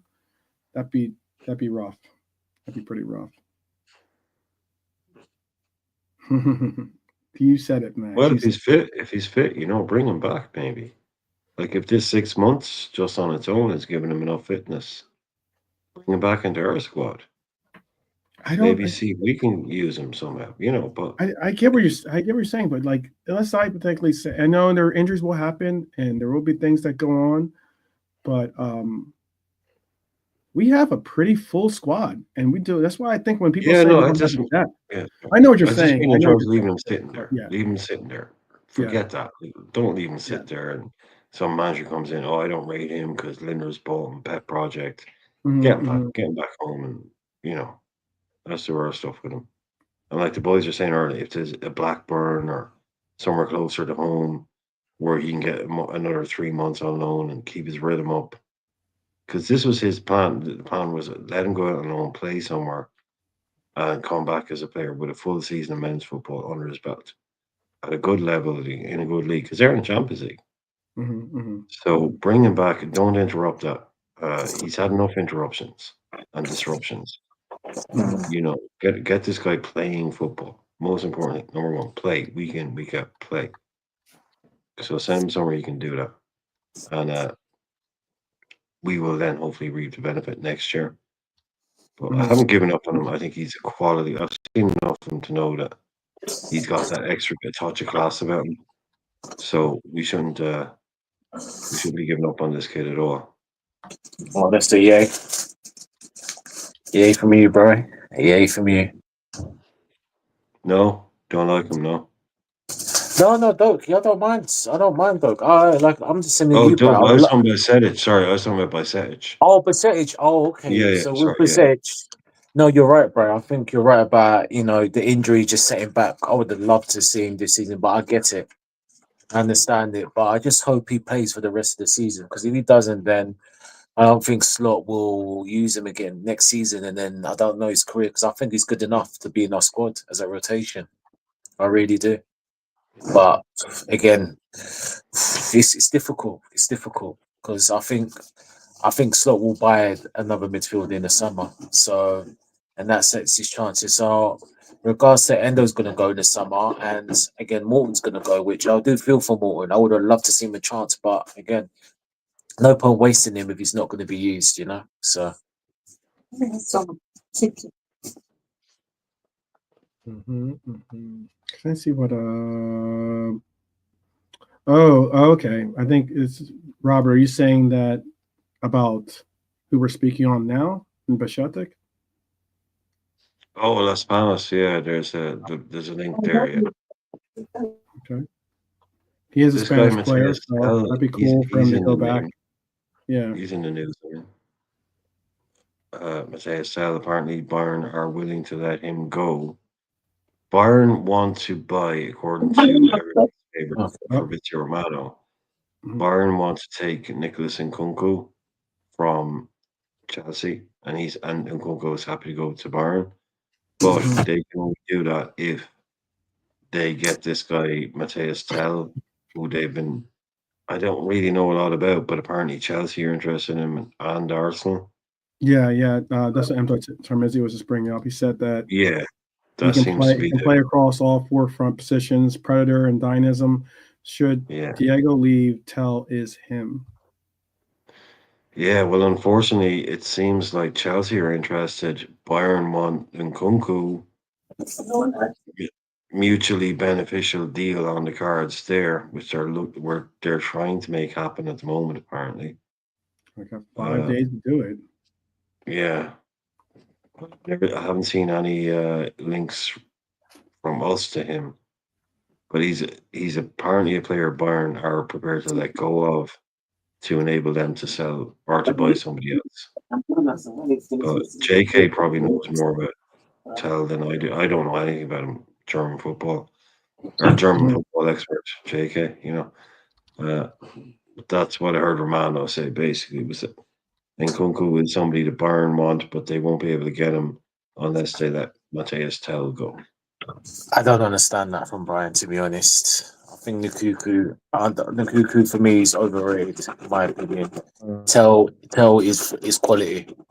And if he gets the right game time, like Tom Izzy, yeah. I think Nkunku's overrated, in my opinion. I'll rate Tel. Tel's got more about him than Nkunku. And I think with the right team, the game, if he gets the right, as Tom Izzy said, he can play either side. He'd be quality. So I don't understand that from Brian. That from Bayern, yeah. I got my players mixed. Yeah, he's a good little player, actually. Yeah. Nkunku, not really done nothing at Chelsea. Got injured. He got injured straight away. I don't think this coach believes in him, too. I don't think Maresca believes in him. I don't believe the Chelsea coach believes in Nkunku, really.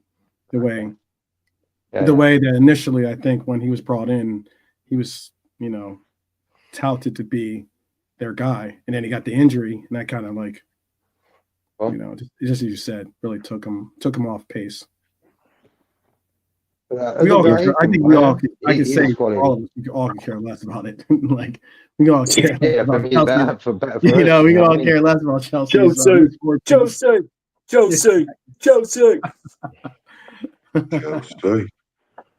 Chelsea. Love Chelsea. Cole Palmer, mate. Honestly, he's great, mate. Honestly, best thing in the world, mate. Cole Palmer's better than Salah, mate. Oh, mate. And guess what we got up front, mate? Action Jackson, mate. I tell you, mate. Yeah, he'll give Diego a bit of a run, mate. Chelsea. Got Casino, mate. The best midfielder in Premiership, and Enzo. That Argentina, mate. £105, mate. Chelsea. That's how we've got in the managers. We've got the C-Tech Pep, mate. Enzo Maresca, mate. Oh, mate, it's the next Pep, mate. Chelsea.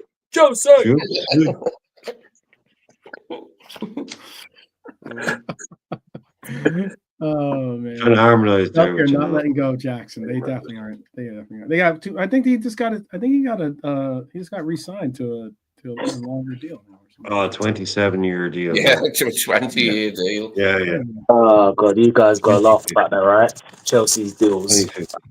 He's just signed a deal that'll keep him there till he's a pensioner. Okay, yeah.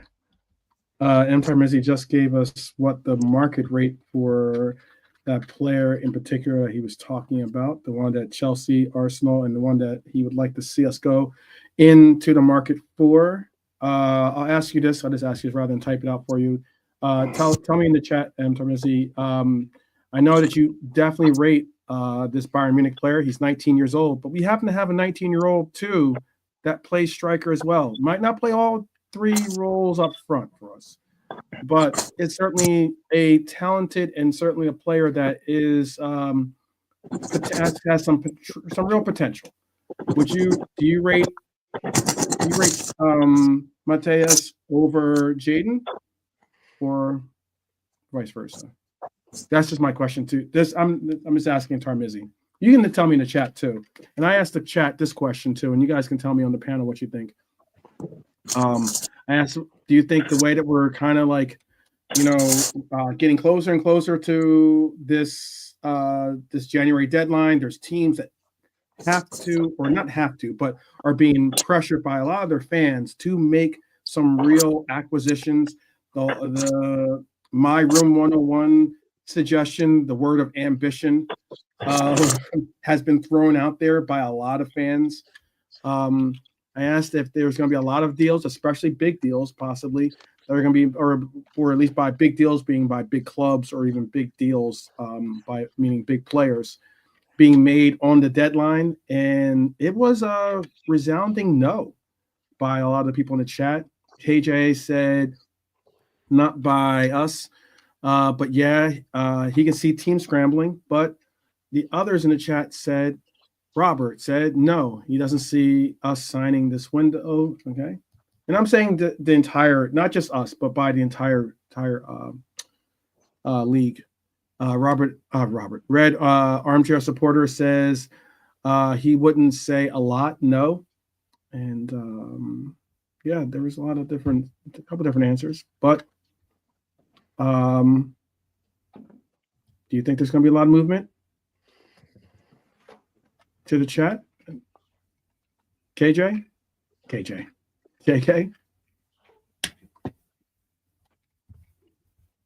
No? How about Nolante? Do you think there's gonna be a lot of movement in the window? A lot of movement on deadline, the deadline day. Not really, to be honest. There'll be a few, but not really, not from previous seasons now. Okay. And I mean big deal. I think there's gonna be like those deals that are like, oh, they bought some, they acquired some 17-year-old player that's gonna be, automatically going to a youth academy type deal. But Lee, do you think there's gonna be a lot of movement on deadline day? No, I think it'll be quiet. Be a couple of deals like the Lanty said, but no, it'll be quiet. Okay. Ryan, do you think there's gonna be a lot of movement? No, There's it'll teams be out there. Arsenal, Chelsea, that's been spoken on.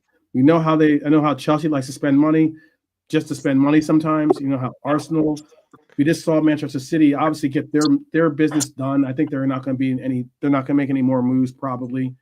They just got their moves, as Squitley is saying, their moves are all done. But I mean, with the other teams that are out there that are making pushes for either top four, if not for the league, and Arsenal, Chelsea, or even I don't know if Manchester United will do something, but there is Manchester United out there being reportedly out there as a possible candidate to get some business done, and maybe even us.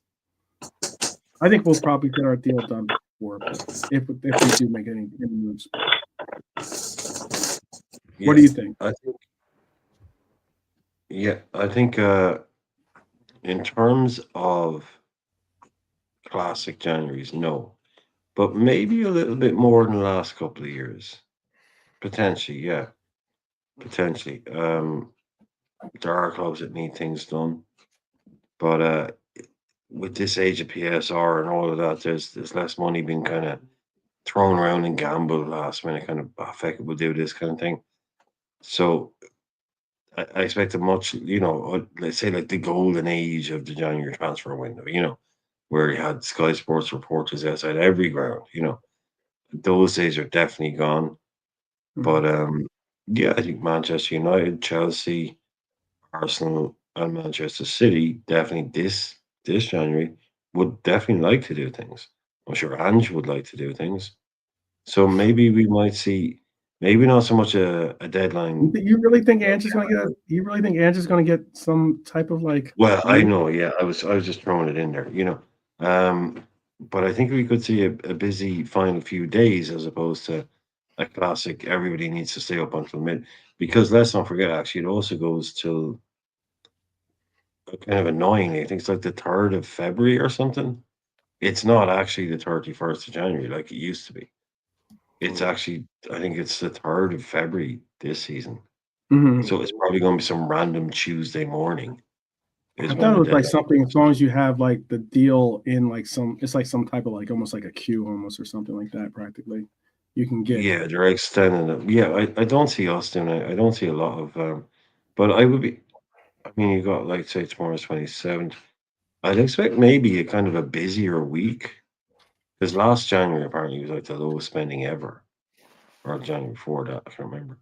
But yeah, maybe a tiny little bit more. But Mhm. well, Okay. Okay. I don't think Ange will get. I don't think Ange will get any movement. The only movement that Ange will get is possibly to the exit door. well, yeah, you either give him money or you sack him. Yeah. Basically, either give him money or you sack him. Back him or sack him. That would work. Some differing opinions. Okay. Well, like I said, well, they haven't apparently offered the job to Max, so he says Ange won't be sacked. He has massive injuries. Wasn't there meant to be an announcement by Spurs at 10 o'clock tonight? Somebody said. Yeah, I thought so. They did. That's They just did. the 10 o'clock embargo. Yeah. I don't think that I haven't seen anything pop up. I have not seen anything pop up just yet. But I will keep my eye out for it because I'd be interested to see if he makes it to our our battle that we'll have to deal with him. Let me see if I can find anything on him. I don't see anything yet. I'm just looking on X real quick to see. Sometimes you can see. I know you got to take all that with a grain of salt as well, because you never know where and what the source is with some of the things that you get on X. But I don't see anything as of right now. So we'll see. We'll see. We'll see. We shall see. So, people, anything you wanted to bring up? I know I have this. They were talking about Kirkez in the chat. I don't think Kirkez comes. If Kirkez joins our club, cool. I think Kirkez is, despite I know Robbo has been downgraded in the sense of his performances or the levels of output that he brings, but I would still say that they are certainly in some type of alignment with what you can expect from possibly a Kirkez. I don't think Kirkez is like, leaving our current left backs, vehemently in his dust. So, do I think I go all out and get Kirkez? And if Kirkez made that decision, I don't think he's really needed. So I'm not really sweating it. But all the same, I know. I'm told we get it. We get it. We need a CD. We need a CDM. I got you, brother. I got you. Yeah. Real quick. I saw Brian was on mute for a sec. Lee, is there anything you wanted to bring up or talk about before we let the people do what they need to do? No, I can't think of anything, mate. Can't think of anything. Okay. Easy said, easy done. Brian, is there anything you wanted to chat or rap about? No, just thank you. It's been a long evening, 3.5 hours now. We don't usually go that long. Not these days. Yeah, great weekend. Thanks everybody for being here, chatting. Loads of people still here. Yeah. Great crowd all night. Loads of people in all night. So I'll just check. I was hoping we could get 20 likes. Let's see. Yeah, we're only on 19 still. So if you haven't, there's loads of people here. So there's definitely someone here who hasn't says It's 20 great. on my phone. Oh, okay, we got to Good. 20 then. Okay, Good, nice good. one. So yeah, Well done. no, Well done. yeah, thank you, and see Well you all done. again the next We're time. Yeah. playing, yeah, that's like almost like a Cody Hackbo accomplishment. Kind of crazy. For his last 7 starts, a friend of mine just sent me this post. For his last 7 starts in the Premier League, Cody Hackbo has scored in every one of them. Oh no, yeah, 21 now. Thanks, guys. Thank you. Everybody, Yeah, legends, big up, legends. big up, big up. Legends. That's a great stat. Great stat. But It's going well for him, isn't it? I think it's going well for him. yeah, the world is his oyster right now. I think he just had a baby girl. I want to say. I think he just. I think they just delivered He's a dead baby. relaxed and chilled, like, and he's a really laid back guy, and he cozy. Seems Oh, like a good. See, that was the thing under Klopp. He picked the right players, didn't he? He picked players that he knew would create a good team atmosphere and that, like the squad atmosphere. We never had any dickhead players under Klopp, did we?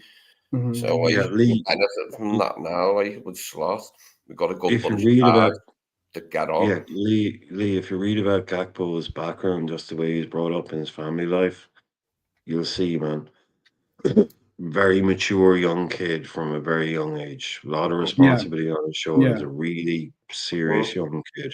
Yeah, Yeah. proper Yeah. kid. Okay, I'll try and find Really out. taking on like he's a well-grounded person, obviously very religious, and also someone that is certainly a family man and someone that is committed to his team, and it shows his he is just a really talented player. I saw this post up. They have this banner up at Spurs Stadium. 24 years, 16 managers, 1 trophy. Time for change. That's what their banner says at. I remember the Dutch manager Martin Jol. Martin Jol, he was quite like a smiley, chubby little bald guy. Like he was all right. He didn't do too bad. He did better than Christian Gross, the bald Swiss guy. Oh, He wow. bombed Christian Gross. Like he was quickly out of his depth with Christian He did it Gross. again, by the way. I just recognized that. I just saw Vardy's celebration. I'm sorry. Yeah, he did it. Yeah, he's in the Spurs fans' head. He is trolling in it on their Spurs. head. He He's loves funny. it, man, doesn't he? The best. He loves it. Yeah. Wind up. Wow. That's why Ant was bringing it up earlier on. Like I he's seen this get it. Now I get it. I didn't see the game, so yeah. I didn't get to see it. But They're cussing him, mate. Oh god, they're feeding I him. It's funny. just was looking on Twitter to see if there was that 10 o'clock announcement. If there's anything about that, and I'm fairly confident Spurs will have a new manager by the start of next season. Whether it's immediately, I don't know, but they will have a new manager, I think, for the start of next season. Yeah.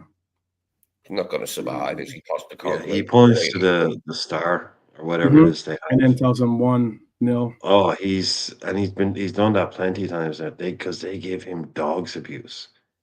They do, like they gave him dogs abuse. That's why he reacts to them. But I mean, you don't want to wind up Jamie Vardy. You don't. You just don't. It's always been a bad idea.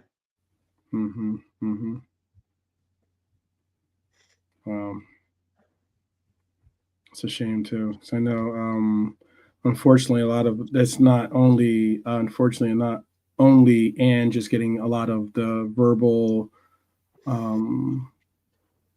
He's not the only person being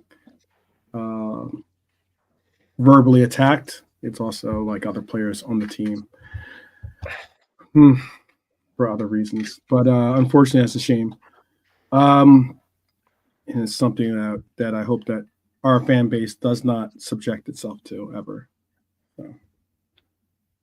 But let us different settings. Yeah. Let us begin by saying, Lante or JK, do you have anything you want to say or bring up real quick before we bounce out? We're almost on the half hour mark of the third hour of this, so we're going to be ending right there. And I just nice one for the chat participating and 24 likes, is it? So that's cool. And I'm enjoying the season right now. I'm always going confident into games and stuff. So it's like good times coming up. PSV coming on Wednesday. So all good. And bless up Brian, Lee, and Lante and yourself, bro. Okay. Big up. Lante, you want to say anything before we bounce out? Remix. I'm joking. Yeah. Yeah, no, bless, bless up. In other words, Trophy saying, I'm done. Can we just end the damn stream? But no big My up Eagles chat. are winning. My Eagles are winning currently, so I'm in good. Oh, spirits. you okay? Eagles guy. Okay. No, I'm not in You're there. right. That's good. If we win this game, we're my American football Super team Bowl? is going to the Super Bowl. Oh wow, the Super. Oh wow. Well, what's that? Is that as big as it gets when it comes to American football? Yeah. Is that the first time in Philadelphia in the Eagles history, or they've been there before? Okay, we've been there before. Right. We're trust me. When we won the Super Bowl, that day is pretty legendary here in Arizona for my likes. Oh man, I was walking around saying I'm a Super Bowl champion. In the words of Jose Mourinho, if I speak, I will be in trouble. Yeah, exactly. Oh man, I was doing the Kevin Hart is an Eagles fan, and when we won, he tried to get on the podium with the other players. They're like lifting the trophy. He did try to do like a Salt Bay thing in the sense of like being able to touch the Super Bowl and and get in the likes, and people are like, he ended up being like tapped on the shoulder by security, being like, "You're gonna have to leave, my friend. That's not you. You are not a player." Appreciate the support. It was funny. Yeah, I hate that shit. This ain't ain't about you, you know. Yeah, we're playing Washington. Squad. We're playing Washington. They're now called the Commanders, the Washington Commanders.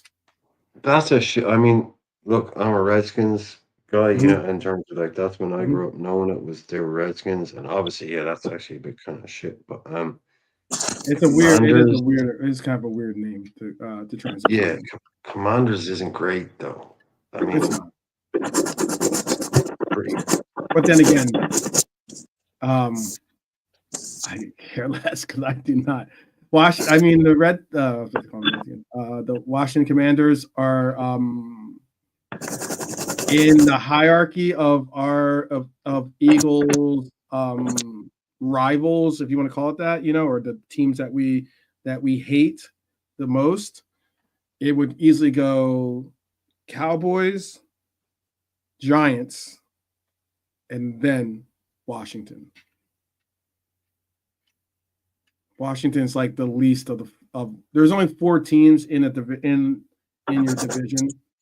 So but yeah, that's like at least that would be the case for me. Or for if you were asking about my Eagles, that's how we look at it. So they don't so the Eagles don't hate like the Steelers. We might. It depends on what. It depends. Like there's only 4 teams in every. Close. Yeah, there's so we play in an NFC. There's a AFC and an NFC, and then there's this is always lovely. I'm sure for a lot of people out there that might not care, but I'll say AFC, NFC. There's 2 divisions. So that guy that was speaking on earlier, or being spoken on earlier, Patrick Mahomes plays for Kansas City. He plays in the AFC. Yeah. So you play a certain number you play every one of your teams in your division twice. So we play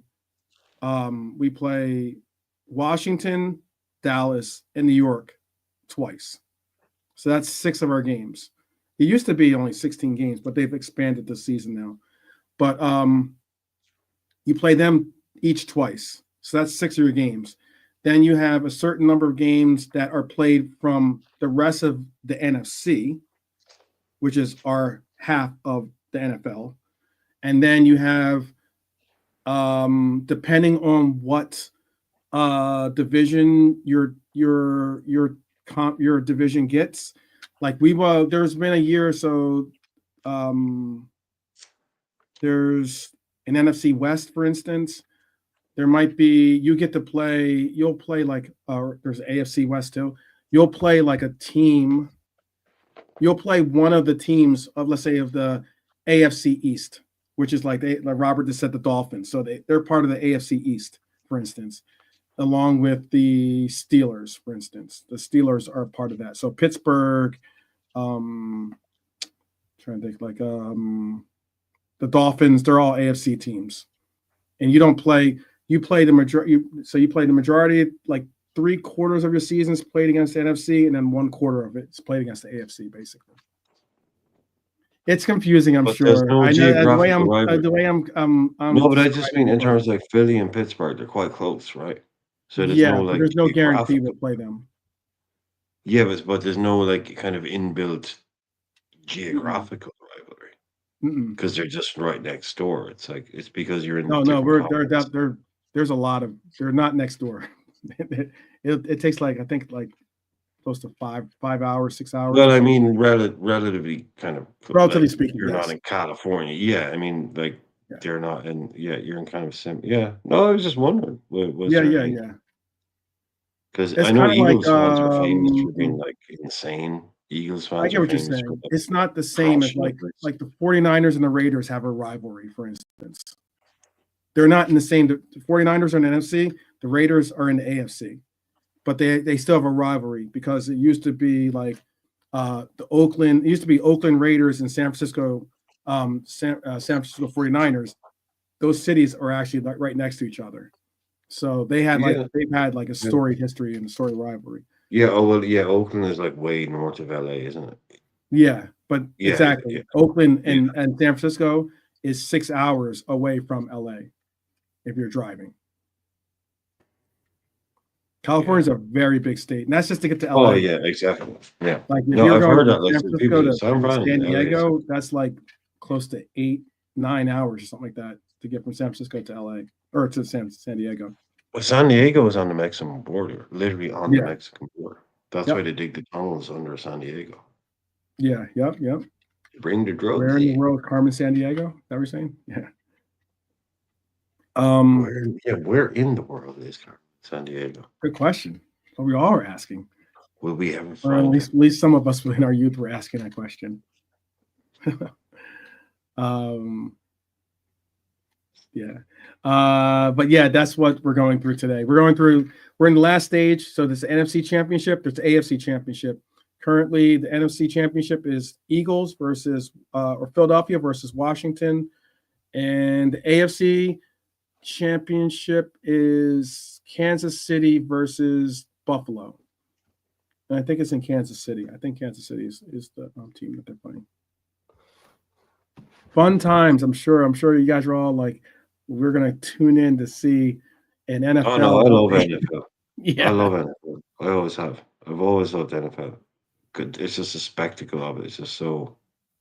Oh yeah, I love NFL. I love it. Everything about yeah. it. There's a lot to be excited about. You don't get, there's so much to get involved in sometimes when you see a lot of these cases, because like when it comes to football, American football, like there's teams, it's different levels, like as in that's why when you know some of the links to the teams and the likes with their fanhood absolutely go deep, go really, really deep. And it can get definitely interesting when you have certain teams playing against each other. But put it this way, everyone pretty much hates the Cowboys unless you're a Cowboys fan, and that's that. You know, that is that. That's why often I say Dallas Cowboys are like like Manchester United. Are they Man U or the NFL? Yeah. Oh, nice. Look at this. Well, Andre's going to Vegas on Oh, Thursday. Hey, Very nice. very nice. so, Viva Las Very, Vegas. very nice. Yeah. Definitely. Make If sure you don't need, tell the wife. yeah, I was gonna say, I could shoot you if you leave a comment or whatever, I could at least shoot you the supporter club in case you're there for a game or something and you want to be around some fellow Reds.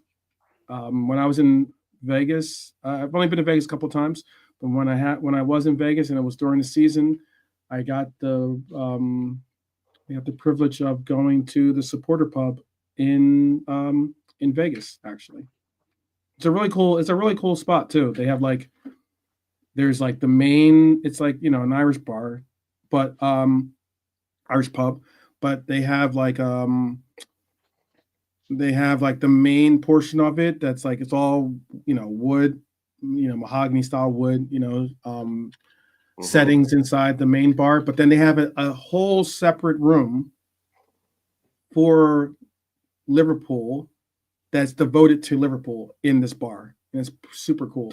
You go in there, there's a bunch of memorabilia and scarves and the likes. You'll enjoy it. One of the things I want to do is definitely visit as many supporter pubs in America as if not all over the world, but especially in America. I'd like to do a tour at one point. So Yeah, like Rob was saying, all on red, yeah? yeah, Put it all on red. put it all on red. There you Yeah, go. put I it don't all know. on I don't red. know. Well, I do some Passion 57 always in my mind. So for those that know that movie out there, good movie by the way. If you're into it, at least it was decent movie. I say great. It was not a great movie, but it's a good movie. For all the same. All right, we're gonna end. We've got another 10 minutes out of us again, but we're gonna end it. Got us talking about NFL. I'm sure that made a couple dip out, and then also now we're talking about Wesley Snipes movies. I'm sure that has probably changed people's perspectives. But yeah, definitely. In Passion 57, always bet on black. That was the catchphrase. Oh, now I get what you're saying. You always bet on black. I Always know bet the on line. black. That was his catchphrase in Passion. Yeah, I remember that. Yeah. Okay. I get it. But I definitely always trust in red. How about that? I always trust in red. And that's why I trust in you. Guys will join us tomorrow. We'll be live again in the 7:00 hour. Hopefully you guys will join us. Hopefully you'll bring a friend or have other friends and family and meet us for sure. Definitely you got to hit the slot machine. Red Armchair Supporter. Definitely hit the slot machine. There you go. As Robert Rob's coming in. suggested. That's a great idea. And yeah. We will do our best to be with you guys tomorrow, and hopefully you will be with us tomorrow as well. We wish you the best, as always. Simple said, simple does, is that up the Reds, people, up the Reds. Definitely, in honor of Arnie, definitely drop the little slot machine love there. But we'll talk to you guys tomorrow, and ladies tomorrow as well. So therefore, to all you Reds out there, definitely take care of yourselves, but also take care of one another. It's important out there. Definitely. And we'll see you tomorrow. Take care.